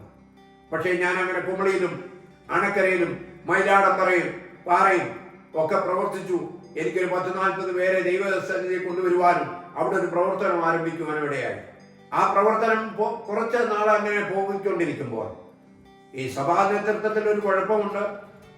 നേതൃത്വത്തിന്റെ കീഴിൽ നിന്നില്ല എങ്കിൽ, ദൈവജനത്തിന്റെ അടിസ്ഥാനത്തിൽ നിന്നില്ല എങ്കിൽ നമുക്ക് സ്ഥലമാറ്റം ഉറപ്പാ, ചിലപ്പം പണിയും പോക്കാം. അങ്ങനെ കുറച്ച് ദിവസങ്ങൾ കഴിഞ്ഞപ്പോൾ അദ്ദേഹം ഈ സഭയുടെ ചാർജ്, ഞാൻ പേര് പറയാൻ ഉദ്ദേശിക്കുന്നില്ല, ചാർജ് വഹിക്കുന്ന അദ്ദേഹത്തിന്റെ അപ്പൻ ഒരു ഞായറാഴ്ച ആരാധനയ്ക്ക് വന്നു. ഞാൻ ആരാധനയ്ക്ക് ആ ഹോളി എല്ലാം തുറക്കാൻ ചെന്നപ്പോൾ ആ ആരാധന സ്ഥലം താഴിട്ട് പൂട്ടിയിട്ടിരിക്കുകയാണ്. കാരണം എന്നെ സ്ഥലം മാറ്റം നിശ്ചയിച്ചിരിക്കുക. ഞാൻ മണ്ടനായ ഞാനിത് അറിഞ്ഞില്ല. പക്ഷെ ഞാൻ അവിടെ ചെന്നപ്പോൾ ഈ സ്ഥലത്തിന്റെ വാടക കൊടുക്കുന്നത് ഞാനാ, എൻ്റെ പേരിലാണ് അതിന്റെ എഗ്രിമെന്റ് എഴുതിയിരിക്കുന്നത്. പക്ഷേ എനിക്ക് ദൈവത്തോടും ദൈവജനത്തോടും ഒരു ഭയം കാരണം ഞാൻ അതിൻ്റെ മേലെ ഒരു താഴിട്ട് പൂട്ടാൻ ഉദ്ദേശിച്ചില്ല. ഞാൻ അന്ന് അവിടുന്ന് യാത്രയായി. ഞാൻ അതിൽ പിന്നെ ആ ഹോളിൽ പോയിട്ടില്ല. ദൈവജനത്തെ ഞാൻ മറ്റൊരിടത്തേക്ക് ആനയിച്ചുമില്ല. എൻ്റെ കൂടെ കൂട്ടാനായിട്ട് ഞാൻ തീരുമാനിച്ചുമില്ല. ഞാൻ അദ്ദേഹത്തോട് പറഞ്ഞു, ഇത് നിങ്ങളുടെ ഇടയിൽ നിൽക്കുമ്പോൾ, നിങ്ങളോട് കൂടെ നിൽക്കുമ്പോൾ നിങ്ങളുടെ കെയറോപ്പിലാണ് ഈ ആത്മാക്കളെയൊക്കെ നേടിയത്. ഇതിന്മേൽ ഒരു അവകാശവും എനിക്കില്ല. ഞാൻ ഇവരുടെ ആരുടെയും വീടുകളിൽ എന്തെല്ലാം കാര്യത്തിൽ എന്നെ വിളിച്ചാലും ഒരു കാരണവശാലും ആ ഭവനങ്ങളിൽ പോകത്തില്ല. പക്ഷേ നിങ്ങൾ ആടുകളെ നോക്കുകയും പരിപാലിക്കുകയും ചെയ്യണമെന്ന് പറഞ്ഞ് അന്ന് അവിടുന്ന് പണിയൊട്ടി. ഇന്നുവരെയും ദൈവാനുഗ്രഹത്താൽ ചില വഴി വെച്ചൊക്കെ കണ്ടിട്ടുണ്ടെങ്കിലും ഒരൊറ്റ വീടുകളിൽ പോലും പോകാൻ ദൈവം ഇടയാക്കി. പക്ഷെ എന്നെ വേദനിപ്പിച്ചത് ആ വിഷയമല്ല. ഞാനൊരു ജീവിതത്തിൽ കള്ളനെ കണ്ടാൽ അവനൊരു പേരുണ്ട്. എത്ര ഉപദേശിച്ചു തന്നാലും, എത്ര പ്രബോധനം നടത്തിയാലും, എത്ര അന്വേഷണം പറഞ്ഞാലും കള്ളനൊരു പേരുണ്ട്, കള്ളനാണ്. അതുകൊണ്ട് നമ്മളെപ്പറ്റി വേറൊരാൾ ഒരു കള്ളനാണ് എന്ന് ഒരാൾ സർട്ടിഫിക്കറ്റ് നൽകിയാൽ പിന്നെ ആ കള്ളത്തരത്തിൽ നിന്ന് നമുക്ക് ഭൂമിയിൽ ഒഴിവാൻ സാധിക്കുകയില്ല. ഞാൻ അങ്ങനെ എൻ്റെ പ്രവർത്തനത്തിൽ നിന്ന് മാറ്റിക്കഴിഞ്ഞപ്പോൾ അദ്ദേഹം ഒരു കുശാഗ്രഹ ബുദ്ധി എൻ്റെ ജീവിതത്തിൽ ഉണ്ടാക്കിയിരുന്നു. കാരണം എനിക്ക് ആരുമില്ല, ഭാര്യയില്ല, കുഞ്ഞുങ്ങളില്ല, ആരുമില്ല. ഞാൻ അന്നേരം വേറെ ഒരു മകനുമായിട്ടാണ് രാത്രികാലങ്ങളിൽ അണക്കരയുള്ള ഒരു ഭവനത്തിൽ വിശ്രമിക്കുന്നത്. അത് ഇയാൾ മനസ്സിലാക്കി കഴിഞ്ഞപ്പോൾ ഇദ്ദേഹം പറഞ്ഞു, ഞാൻ ആ വീട്ടിലെ മാതാവും ഞാനുമായി എന്തൊക്കെയോ ബന്ധത്തിലാണ്, അതുകൊണ്ടാണ് അവിടെ വിശ്രമിക്കുന്നത്. കള്ളന് പിന്നെ പേര് വേഷം വരാൻ വല്ല പണിയുണ്ടോ? അപ്പൊ പേര് കള്ളനാ. പിന്നെ ഒരുത്തനോട് കള്ളൻ എന്ന് പറഞ്ഞാൽ കള്ളനാവൻ. 4 പേര് കള്ളനാക്കിയാൽ അവൻ കള്ളനാ. പക്ഷെ അതെന്നെ ജീവിതത്തിൽ ഏറ്റവും മനപ്രയാസം ഉണ്ടാക്കി. കാരണം ഇനി എനിക്ക് ദൈവവേല ചെയ്യാൻ പറ്റത്തില്ല, ഒരു കാരണവശാലും ദൈവവേല ചെയ്യാൻ പറ്റത്തില്ല. അങ്ങനെ ഞാൻ സ്ഥലമില്ലാത്ത എനിക്ക് ദൈവം തരുമെന്ന് പറഞ്ഞ സ്ഥലത്തിലേക്ക് ദൈവം ചില കാര്യങ്ങൾ ചെയ്ത് എനിക്ക് പാമ്പാടിയിൽ സ്ഥലം ഉണ്ടാകുവാനിടയായി. ആ പാമ്പാടിയിൽ സ്ഥലം ഉണ്ടായപ്പോൾ തിരുവനന്തപുരത്തുള്ള ഒരു ദേവദാസൻ വളരെ പ്രായം ചെന്ന, വളരെ പ്രായം, ഇന്ന് അദ്ദേഹം നിത്യതയിൽ പോയി. എല്ലാവരും പറയും നിത്യതയിൽ പോയെന്ന് എനിക്കറിയത്തില്ല, മരിച്ചുപോയി. സ്തോത്രം. അദ്ദേഹം എൻ്റെ വീട്ടിൽ വന്ന് അദ്ദേഹം എന്നോട് സംസാരിച്ചപ്പോൾ അദ്ദേഹം എന്നോട് പറഞ്ഞ ഒരു ഉദാഹരണം, ഒരു കണ്ണാടി ഉടഞ്ഞു പോകും. ആ ഉടഞ്ഞ കണ്ണാടിയെ ചേർക്കാൻ ആർക്കും പറ്റത്തില്ല. പൊടിഞ്ഞു കണ്ണാടി വീഴുന്നത് 1-2 കഷ്ണമായിട്ടല്ല വീഴുന്നത്, കണ്ണാടി ഉടഞ്ഞ ചെതറിപ്പോവും. ആ കണ്ണാടിയെ പൊട്ടിക്കാൻ ആർക്കും സാധിക്കത്തില്ല. എന്നാൽ ആ കണ്ണാടിയെ ഒട്ടിക്കുന്ന ഒരു സ്വർഗത്തിൽ ദൈവമാണ് നമ്മുടെ ദൈവം. അതുകൊണ്ട് ഒരു കാരണവശാലും ഇത്രയും പ്രതികൂലത്തിലെയും പ്രതിസന്ധിയിൽ കൂടെ കടന്നു വന്ന നിങ്ങൾ ഒരു കാരണവശാലും ദൈവവേല മുടക്കരുത്. ദൈവവേല ചെയ്യണം. ഞാൻ പറഞ്ഞ എൻ്റെ പൊന്നപ്പച്ചോ, ഞാൻ ദൈവവേലയില്ല. കാരണം ഇതുപോലെ ഇനി ഏതെങ്കിലും ഒരു വീട്ടിൽ ചെന്ന് ഞാൻ ഒറ്റയ്ക്കെങ്ങാനും ആ വീട്ടിൽ കയറി ചെന്നാൽ എന്നെ പിടിച്ചു കെട്ടി കട്ടിലെങ്ങാനും കെട്ടിയിട്ട ആൾക്കാർ പറയും, അമ്പട ഇവന്റെ തൊഴിൽ ഇവൻ ഇതുവരെ നിർത്തിയിട്ടില്ല. സാഹചര്യങ്ങളാണ് എന്നെ ഇതിന് ഒരുക്കിയെന്നുള്ളതല്ല ലോകം കാണുന്നത്. ലോകം കുറ്റം വിധിക്കുന്നവരുടെ മുന്നിലാണ് നമ്മുടെ കുറ്റങ്ങൾ കണ്ടുപിടിക്കാൻ. എന്നാൽ യേശു അങ്ങനല്ല, നമ്മുടെ കുറ്റങ്ങളെ ക്ഷമിക്കുന്നവനാണ്. അവൻ നമ്മളോട് കരുണ കാണിക്കുന്ന ദൈവമാണ്. അവൻ നമ്മളെ അനുഗ്രഹിക്കുന്ന ദൈവമാണ്. അങ്ങനെ ഞാൻ അവിടെ വളരെ വിഷമത്തിലും പ്രയാസത്തിലും കഴിയുമ്പോൾ ചില ഉപദേശങ്ങൾ എനിക്ക് നൽകി. അദ്ദേഹം മാസങ്ങളായി എന്നോട് പല കാര്യങ്ങൾ പറഞ്ഞ് നല്ല ബൈബിൾ പാണ്ഡിത്യമുള്ളവനാണ്.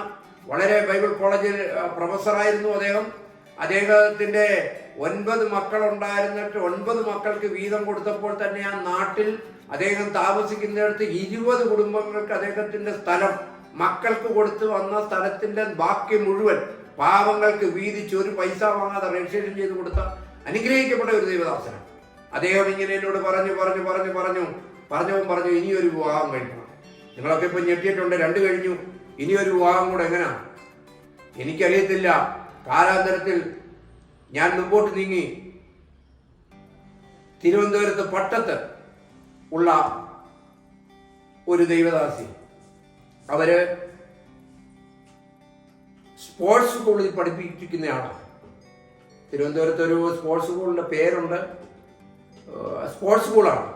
ആ സ്പോർട്സ് സ്കൂളിൽ പഠിപ്പിക്കുന്ന ആളാണ്. അദ്ദേഹം ദൈവസന്നിധി തീരുമാനമെടുത്തിട്ടുണ്ട് ദൈവത്തിന് വേണ്ടി ജീവിക്കുമെന്ന്.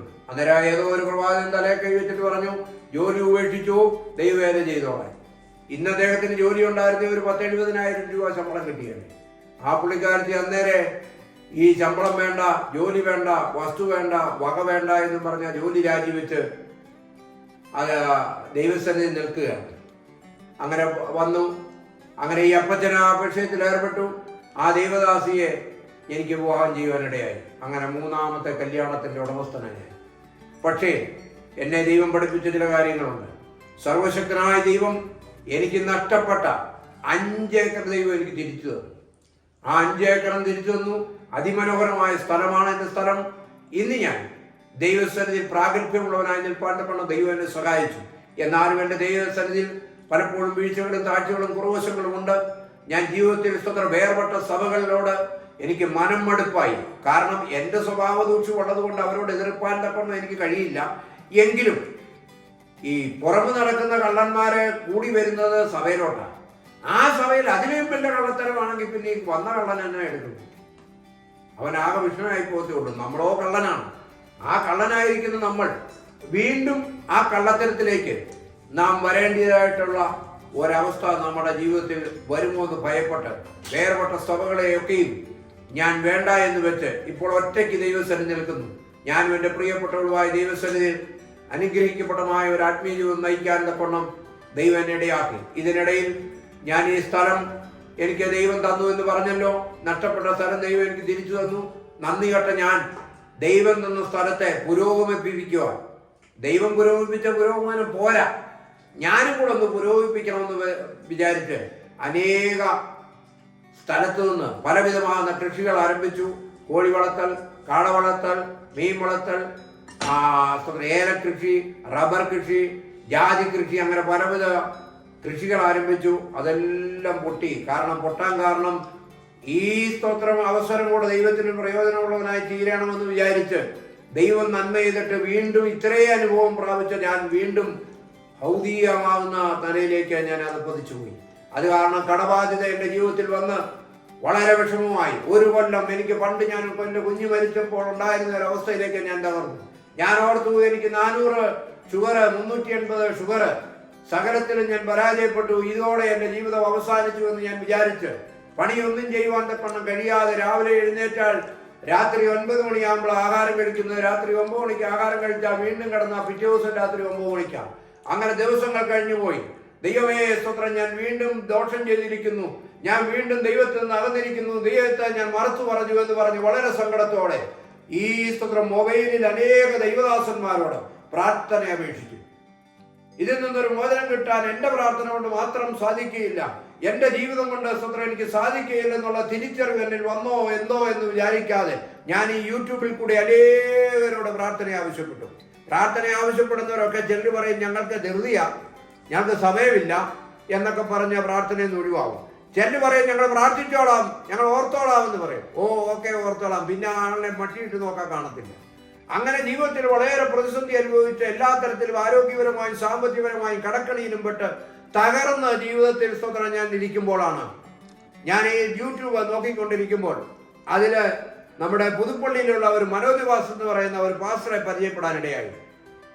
അദ്ദേഹത്തിന്റെ സുവിശേഷ വാചകങ്ങൾ കേട്ടപ്പോൾ നമുക്ക് തെങ്ങേ കയറി പരിചയമുള്ളതുകൊണ്ട് അടുത്ത ആൾ തെങ്ങേ കയറുമ്പോൾ നമ്മൾ സൂക്ഷിക്കും എന്ന് പറഞ്ഞ പോലെ ഇദ്ദേഹം എങ്ങനെ ആകും എന്നുള്ള ഒരു സംശയം എനിക്ക് ഉണ്ടാകാതിരുന്നില്ല. ഞാൻ അദ്ദേഹത്തെ ദിവസങ്ങളൊന്ന് നിരീക്ഷിച്ചു.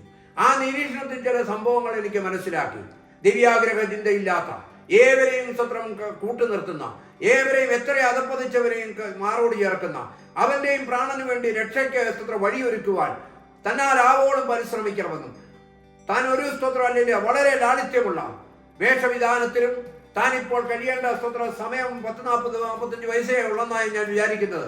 ഇപ്പോൾ ഏറ്റവും ആർഭാടപൂർവമായി ജീവിക്കേണ്ട ചെറുപ്പക്കാരൻ ദൈവവചനത്തിന് വേണ്ടി സമയം നോക്കാതെ, കാലം നോക്കാതെ, സൗകര്യം നോക്കാതെ രാവിലെ എഴുന്നേറ്റാൽ താൻ തുടങ്ങുന്നത് ദൈവവചനത്തിൽ ആരംഭിക്കുന്നത്. അതിന്റെ വേറെ മോർണിംഗ് പ്രയർ സെക്ഷൻ എന്നാണ്. അത് കഴിഞ്ഞാൽ എവിടൊക്കെ പോകണോ അവിടൊക്കെ പോകും. സന്ധ്യയാകുമ്പോൾ ഓടി വരണം, കാരണം സൂം മീറ്റിംഗ് ഉണ്ട്. സ്തോത്രം അതും നടത്തും. അത് 1 മണിക്കൂർ എന്ന് പറഞ്ഞ് ജനത്തെ കൂട്ടിയിട്ട് ചിലപ്പോൾ 9:30, 10, 11 മണി വരെയും ആ സൂം മീറ്റിംഗ് കൂടും. അത് കഴിഞ്ഞ് ബ്രോഡ്കാസ്റ്റ് മീറ്റിംഗ്, അത് സ്തോത്രം അല്ലെങ്കിൽ 10 മണി വരെയുള്ളെന്നാണ് പറഞ്ഞത്. പക്ഷേ ഇപ്പോൾ 1 മണി വരെ, 2 മണി വരെയാണ്. ഞാനൊക്കെ 1 മണിയാകുമ്പോൾ ആ പുള്ളി അറിയാതെ ഞാൻ ഇറങ്ങിപ്പോകും, കാരണം ഉറക്കം പ്രായമായതുകൊണ്ടാണ് അങ്ങനെ ചെയ്യുന്നത്. ഏതായാലും അദ്ദേഹത്തുമായിട്ട് പരിചയപ്പെട്ടു, അദ്ദേഹത്തിനോട് പ്രാർത്ഥിക്കണമെന്ന് ആവശ്യപ്പെട്ടു. അദ്ദേഹം ദിവസവും ഞാനുമായിട്ട് ബന്ധപ്പെടാനിടയായി. എന്നെ അദ്ദേഹം സൂം മീറ്റിലേക്ക് ക്ഷണിച്ചു, സൂം മീറ്റിംഗിൽ ക്ഷണിച്ചു. ഞാൻ എൻ്റെ പ്രാർത്ഥനാ വിഷയം പറഞ്ഞു. പാസ്റ്റർ, എനിക്ക് 3,15,000 രൂപ കടമുണ്ട്, ബാങ്ക് സ്വന്തം ജപ്തി ചെയ്യാനിരിക്കുകയാണ്, എന്നെ ഈ ആഴ്ചയല്ല ഇന്ന് തന്നെ ജപ്തി ചെയ്യും എന്ന് പറഞ്ഞു. അതുകൊണ്ട് പാസ്റ്റർ എനിക്ക് കടം വീണ്ടാൻ വേണ്ടി പ്രാർത്ഥിക്കേണ്ട, എൻ്റെ സ്ഥലം വിറ്റിട്ട് ഞാനത് വീട്ടിക്കോളാം, പാസ്റ്റർ എനിക്ക് വേണ്ടി പ്രാർത്ഥിച്ച സ്ഥലം വിൽക്കാനുള്ള ഒരു സാവകാശം ദൈവത്തിൽ നിന്ന് എനിക്ക് വാങ്ങിത്തരണം, ഞാൻ എങ്ങനെയും രക്ഷപ്പെട്ടോട്ടെ എന്ന് പറഞ്ഞപ്പോൾ അദ്ദേഹം ഒരു വാക്ക് പറയുകയാണ്, സ്ഥലം വിൽക്കത്തില്ല, പക്ഷേ കടമടയ്ക്കും. 8-9 കൊല്ലമായിട്ട് തുഴയാവുന്ന തുഴച്ചിൽ മുഴുവൻ തുഴഞ്ഞ് അഭ്യാസം 26 പേരക്കി, 18ാമത്തെ പൂഴിക്കടവിന് ഇറക്കിയിട്ടു. എന്നെ കൊണ്ട് സാധിക്കാഞ്ഞ കാര്യം ഈ മനോജ് വാസ് പറയാണ്, കടം വീടും, അത് ഈ വർഷം തന്നെ വീടും, ഡിസംബറിന് മുമ്പ് തീരുമെന്ന്. അത് പറഞ്ഞ നാളുകൾ കഴിയുന്നതിന് മുമ്പേ 9ാം മാസത്തിൽ തന്നെ ആ കടം വിടാൻ സ്വർഗത്തിലെ ദൈവം എന്നെ സഹായിച്ചു. ഞാനിപ്പോഴും വിചാരിക്കുന്നു, എത്ര വഴിതെറ്റി ദൈവത്തോട് ക്രൂരമായി ദൈവത്തെ ദുഃഖിപ്പിച്ച് സങ്കടപ്പെടുത്തിയും ദൈവത്തിന്റെ തിരുവചനത്തിനും ദൈവത്തിന്റെ വ്യവസ്ഥാപിതമാകുന്ന മാർഗങ്ങൾക്കും എതിര് നിന്നിട്ടും എൻ്റെ പ്രാണന് വേണ്ടി സ്തോത്രം കരുതുന്ന ഒരു സ്വർഗത്തിലെ ദൈവം. എല്ലാവരും എന്നെ വെറുത്താലും, എല്ലാവരും എന്നെ തള്ളിക്കളഞ്ഞാലും, എല്ലാവരും എന്നെ ഉപേക്ഷിച്ചാലും, സ്വന്തങ്ങളും ബന്ധങ്ങളും കുഞ്ഞുങ്ങളും എല്ലാവരും തള്ളിക്കളഞ്ഞിട്ടും എന്നെ തള്ളിക്കളയാത്തവനായ നല്ലവനായ ദൈവം എന്നെ വീണ്ടും കരുതുന്നു എന്ന് ഞാൻ വിശ്വസിക്കുന്നു. ഞാനൊരു മടങ്ങി വരവൂടെ കർത്താവിന്റെ സന്നിധിയിൽ കടന്നു വന്നിരിക്കുകയാണ്. ഈ സൂം മീറ്റിംഗ് മുഖാന്തരം എൻ്റെ പ്രാണന് രക്ഷയുണ്ട്, എനിക്ക് നിത്യജീവൻ അവകാശമുണ്ടെന്ന് മനസ്സിലാക്കുവാൻ സ്വർഗത്തിലെ ദൈവം എന്നെ ഇടയാക്കി. ഈ സ്തോത്രം മടി കൂടാതെ, ലജ്ജ കൂടാതെ, അല്ലെങ്കിൽ അഭിമാനം നോക്കാതെ ഈ സാക്ഷ്യം ഞാൻ പറയുന്നതിന്റെ പിന്നിൽ ഒരു രഹസ്യമുണ്ട്. പ്രിയപ്പെട്ട സഹോദര സഹോദരി, നമ്മുടെ ജീവിതം ധാർമ്മികമായി ദൈവവചന പ്രകാരം മുമ്പോട്ട് പോകാൻ തക്കണം. നമ്മൾ സ്തോത്രം അനുഗ്രഹിക്കപ്പെടേണ്ട നിലയിൽ മുമ്പോട്ട് പോകാൻ സ്വർഗത്തിലെ ദൈവത്തിന്റെ സന്നിധിയിൽ നീ ദൃഢമായ പ്രതിജ്ഞ എടുക്കണം. അതിനായി നീ പരിശ്രമിക്കണം, അതിനായി ജീവിക്കണം, അതിനായി സ്തോത്രം നീ ഒരുങ്ങണം. ഹല്ലേലൂയ. ദൈവത്തിന്റെ അത്ഭുതകരമാകുന്ന പ്രവൃത്തി നിന്റെ ജീവിതത്തിൽ സംഭവിക്കും. നീ വെണ്ണുകെട്ടിയതും നീ കട്ടതും നീ സ്തോത്രം അതിലെ പോയതും ഇതിലെ പോയതും ഒന്നുമല്ല ദൈവത്തിന്റെ വിഷയം. ദൈവത്തിന്റെ വിഷയം ദൈവസന്നിധിയിൽ നീ കടന്നു വന്ന് ദൈവത്തിന്റെ മുമ്പിൽ നീ തലവണക്കുന്നു, ദൈവത്തോട് അടിയറവ് പറയുന്നു, ദൈവസന്നിധി സ്തോത്രം നീ അല്ലില്ല നിന്റെ കുറ്റങ്ങൾ സംബന്ധിച്ച് യേശുവേ എന്നെ രക്ഷിക്കണമേ, യേശുവേ എന്നെ തള്ളിക്കളയരുതെന്ന് ഇന്ന് കാലം നീ തീരുമാനമെടുക്കുന്നെങ്കിൽ നിന്റെ പ്രതീക്ഷകൾക്ക് സ്തോത്രം വലിയ നാമ്പ് മുളയ്ക്കും. അത് പ്രത്യാശയിലേക്ക് നിന്നെ നടത്തും, അത് നല്ല വഴിയിലേക്ക് നിന്റെ ജീവൻ നയിക്കും. നിന്റെ കുടുംബം, നിന്റെ കുഞ്ഞുങ്ങൾ അനുഗ്രഹിക്കപ്പെട്ട നിലയിലായിത്തീരും എന്നുള്ള ഒരു വസ്തുത എന്റെ ഈ ചെറിയ അറിവിൽ നിന്ന് ഞാൻ നിങ്ങളെ ബോധിപ്പിക്കുകയാണ്. അത് അനേകർക്ക് അനുഗ്രഹവും വിടുതലുമായി തീരട്ടെ. എന്റെ മൂത്ത മകന് സ്തോത്രം ഇപ്പോൾ ദൈവത്തിന്റെ വേലയിലാണ്. അവൻ അനുഗ്രഹിക്കപ്പെട്ട നിലയിൽ കുവൈറ്റ് എന്ന പ്രദേശത്ത് അവൻ ദൈവവേല ചെയ്യുന്നു. വളരെ ഞാൻ നിലച്ചതിലും ഞാൻ ചിന്തിച്ചതിലും അപ്പുറപരമായി ദൈവം അവരെയും അനുഗ്രഹിക്കുന്നു. എന്റെ കുഞ്ഞുങ്ങൾ ഓരോരുത്തരും പച്ച പിടിച്ച് വരുന്നു. എന്നാ സ്തോത്രം എനിക്ക് ഒരു പെൺകുഞ്ഞുണ്ടായിരുന്നു. ആ പെൺകുഞ്ഞ് വളരെ മൃഗീയമായിട്ടാണ് എന്നോട് ഇടപെട്ടത്. എന്റെ തകർച്ചയില്, എന്റെ വീഴ്ചയില് സ്തോത്രം എന്റെ അനുസരണത്തിൽ നിൽക്കാതെ പല വഴിയിൽ കൂടെ പോയി. എങ്കിലും ദൈവം മടക്കി വന്ന് ഞങ്ങൾക്ക് ഒന്നിച്ച് ദൈവത്തിൽ സന്തോഷിക്കുവാൻ വേണ്ടി ഞാനും പ്രാർത്ഥിക്കുന്നു. നിങ്ങൾ എന്നെ ഓർത്ത് പ്രാർത്ഥിക്കണം. ഇത്രയും സമയം സാക്ഷി പറയുവാൻ തക്കണം എനിക്ക് ഇങ്ങനെ ഒരു അവസരം ഉണ്ടാക്കി തന്ന കർത്താവിന്റെ ദാസനോടും എന്നെ കേൾക്കുന്ന എല്ലാവരോടും ദൈവനാമത്തിൽ നന്ദിയും. എനിക്ക് വേണ്ടി നിങ്ങൾ പ്രാർത്ഥിക്കണം. ഇനിയും തെറ്റരുത്, ഇനിയും തെറ്റരുത്, ഇനിയും വഴിവിളക്കരുത്. വരുവാൻ സ്വർഗത്തിലെ ദൈവം എനിക്കൊരു സാവകാശം തന്ന ദൈവത്തിന്റെ വേലയിൽ ആരുടെയും സ്തോത്ര വാക്കുകൾക്കല്ല, ആരുടെയും സ്തോത്രം അഭിമാനത്തിനില്ല, ആരുടെയും സ്തോത്ര സപ്പോർട്ടിനില്ല. ദൈവത്താൽ അനുഗ്രഹിക്കപ്പെട്ട ഒരാത്മീയ ജീവിതം തുടർന്നുള്ള ദിവസം എത്രയോ അത്രയും ദിവസം നയിപ്പാൻ സ്വർഗത്തിലെ ദൈവം എന്നെ വിലപ്പെടുത്തേണ്ടത് നിങ്ങളുടെ എല്ലാവരുടെയും വിലയേറിയ പ്രാർത്ഥന ചോദിച്ചുകൊണ്ട് ദൈവസന്നിധി ഞാൻ വിലവേദിക്കുന്നു. ദൈവം നമ്മളെ അനുഗ്രഹിക്കുമാറാകട്ടെ. ആമേൻ, ആമേൻ, ആമേൻ. ഇത്രത്തോളം സമയം ഈ അനുഗ്രഹിക്കപ്പെട്ട സാക്ഷ്യം കേട്ടിരുന്ന എല്ലാ പ്രിയപ്പെട്ടവരോടുമുള്ള സ്നേഹത്തെ നന്ദിയും ഞാൻ ഓർപ്പിക്കുകയാണ്. ഒരു കാര്യം ഞാൻ പറയാൻ ആഗ്രഹിക്കുകയാണ്. പലരും പലവിധ മുൻവിധികളോടെ ഇത് കേട്ടു തീർന്നപ്പോൾ പലവിധമായ മുൻവിധികൾ നമ്മുടെ ഹൃദയത്തിൽ കാണും. വിശ്വാസത്തിന്റെ ഡിഗ്രിയുടെ അളവ് പോലും കൂടിയവര് പല നിലയിൽ വിവിധമായ നിലയിൽ അതിനെ ചിന്തിക്കാം. ചിലർ നിഷ്കളങ്കമായി ചിന്തിക്കാം, ചിലർ ഇദ്ദേഹവും സ്വർഗരാജ്യത്തിന്റെ അംശയോ എന്ന് ചിന്തിക്കാം. അങ്ങനെ പലവിധമായ ചിന്തകൾ നിങ്ങൾക്കുണ്ടാകാം. പക്ഷെ ഒരു കാര്യം ഞാൻ പറയാം, വീട്ടിലെ സമ്പത്ത് മുഴുവൻ എടുത്തുകൊണ്ട് പോയി ധൂർത്തനായ ഒരു പുത്രൻ വ്യഭിചാരശാലയിൽ ചിലവഴിച്ചവനാ, മദ്യപാനശാലയിൽ അവൻ ചിലവഴിച്ച, ലോകത്തിന്റെ നാനാമോഹങ്ങളിൽ നടന്ന അവൻ ഗത്യന്തരം കെട്ട് വന്നപ്പം പറഞ്ഞു എന്റെ അപ്പന്റെ ഭവനത്തിൽ തിരിഞ്ഞു പോകും, ബാല്യക്കാരിൽ ഒരുവനായി എന്നെ കൂട്ടണമെന്ന് പറഞ്ഞു. പക്ഷെ അപ്പൻ ഇരുകരവും നീട്ടി അവനെ സ്വീകരിച്ചിട്ട് മോതിരം അണിയിച്ചു. സ്തോത്രം. അവന് പട്ടുവസ്ത്രം കൊടുത്തു, കാലിൽ ചെരുപ്പണിയിച്ചു, മുഷ്ടാന ഭോജനമൊരുക്കി, അവനെ വിരുന്നൊരുക്കി അവനെ സ്വീകരിച്ച ഒരു നല്ല ദൈവത്തെ പറ്റി തിരുവചനം നമ്മളെ ഓർപ്പിക്കുക. അതിന്റെ അർത്ഥം ദൈവം ആരെയും തള്ളിക്കളയാൻ ആഗ്രഹിക്കുന്നില്ല എന്നുള്ളതാണ്.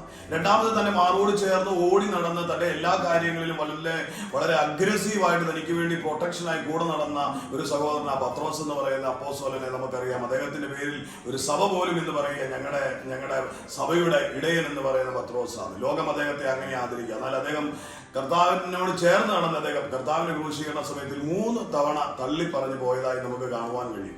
ആ തള്ളിപ്പോയ മനുഷ്യൻ തന്റെ കൂട്ടുകാരെ വിളിച്ചുകൊണ്ട് വഴിപിഴച്ച മേഖലയിൽ എന്ന് പറഞ്ഞാൽ ദൈവത്തെ വിട്ടകന്നൊരു യാത്രയ്ക്ക് വീണ്ടും പോയി. അദ്ദേഹം പോയത് മീൻ പിടിക്കാൻ തന്റെ സ്നേഹിതരെയും കൂട്ടിപ്പോയി. അദ്ദേഹത്തെ തേടി കടൽക്കര വരെ തേടി ചെന്ന എന്റെ പ്രാണനാഥൻ പറഞ്ഞു അവനെ മാറോട് ചേർത്ത് വീണ്ടും ഞാൻ എൻ്റെ സഭയെ നിന്നിലൂടെ പണിയുമെന്ന് പറഞ്ഞു. അങ്ങനെ ഒരു നല്ല ദൈവത്തെ നമുക്ക് ബൈബിളിൽ കാണാം. അതുകൊണ്ട് വിമർശനോന്മുഖ മുഖങ്ങളിലൂടെ കാണുന്ന പ്രിയപ്പെട്ടവരോടും വിഷമത്തോടെ കണ്ടവരോടും ഏത് നിലയിലാണെങ്കിലും ഇത് വീക്ഷിച്ച പ്രിയപ്പെട്ടവരോട് എനിക്ക് പറയുവാനുള്ളൊരു കാര്യം, നമ്മുടെ വ്യക്തിപരമായ ജീവിതം ദൈവസന്നിധിയിൽ കളങ്കമറ്റതാക്കേണ്ടത് നമ്മുടെ ഉത്തരവാദിത്വമാണ്. ഹൃദയങ്ങളെ അന്തരീന്ദ്രിയങ്ങളെയും ശോധന ചെയ്യുന്ന ഒരു ദൈവത്തിന്റെ അരികിലാണ് നാം അനുദിനം മനസ്സ് പുതുക്കി രൂപാന്തരപ്പെടണമെന്ന് കർത്താവ് പറയുകയാണ്. മാനസാന്തരപ്പെടുന്നവനുള്ളതാണ് ദൈവരാജ്യം. അതുകൊണ്ട് ഇന്ന് ഈ സന്ദേശം കേട്ട നിങ്ങളുടെ ജീവിതവും അനുഗ്രഹമായി തീരട്ടെ. കുറവുകളല്ല വിഷയം, കുറവുകൾ അവൻ എണ്ണി ചോദിക്കുന്നില്ല, പാപത്തിന്റെ ആഴങ്ങൾ അവൻ ആരായുന്നില്ല. നിന്റെ മനസ്സൊരുക്കത്തെ മാത്രം ആഗ്രഹിക്കുന്ന ഒരു ദൈവം, മാനസാന്തരത്തെ ആഗ്രഹിക്കുന്ന ദൈവം. യേശുവേ എന്ന് വിളിച്ചുകൊണ്ട് നിഷ്കളങ്ക ഹൃദയത്തോടെ അപ്പന്റെ അരികിൽ ഒരു കുഞ്ഞിനെ പോലെ ഓടിച്ചെല്ലുവാൻ എന്ന് കഴിയുമെങ്കിൽ നിങ്ങളുടെ ജീവിതത്തിലും നിത്യത അവകാശമുള്ളൂ. ക്രൂശിലെ അവസാന നാഴികയിൽ കള്ളനായവൻ ജീവിതകാലം മുഴുവൻ കള്ളത്തരം ചെയ്തവൻ പറയാ, നീ രാജ്യത്വം പ്രാപിച്ചവനും കൂടെ എന്നെയും ഓർക്കണമേ. അവൻ പറയാണ്, ഇന്ന് നീ എന്നോട് കൂടെ പറുദീസയിലിരിക്കും. എന്റെ യേശുവിന്റെ മനസ്സ് തിരിച്ചറിയുവാൻ നമുക്ക് ഓരോരുത്തർക്കും കഴിഞ്ഞാൽ നാമം നിത്യതയുടെ അവകാശമാകും. കർത്താവരെയും ധാരാളമായി അനുഗ്രഹിക്കട്ടെ. മറ്റൊരു സാക്ഷ്യവുമായി നമ്മൾ അടുത്ത ദിവസങ്ങളിൽ വീണ്ടും കാണും. അതുവരേക്കും കർത്താവ് ചിറകടിയിൽ നിങ്ങളെ സൂക്ഷിക്കട്ടെ. God bless you, love you. ഫിലിപ്പച്ചാനെ ഓർത്ത് നിങ്ങൾ എല്ലാവരും പ്രാർത്ഥിക്കണം.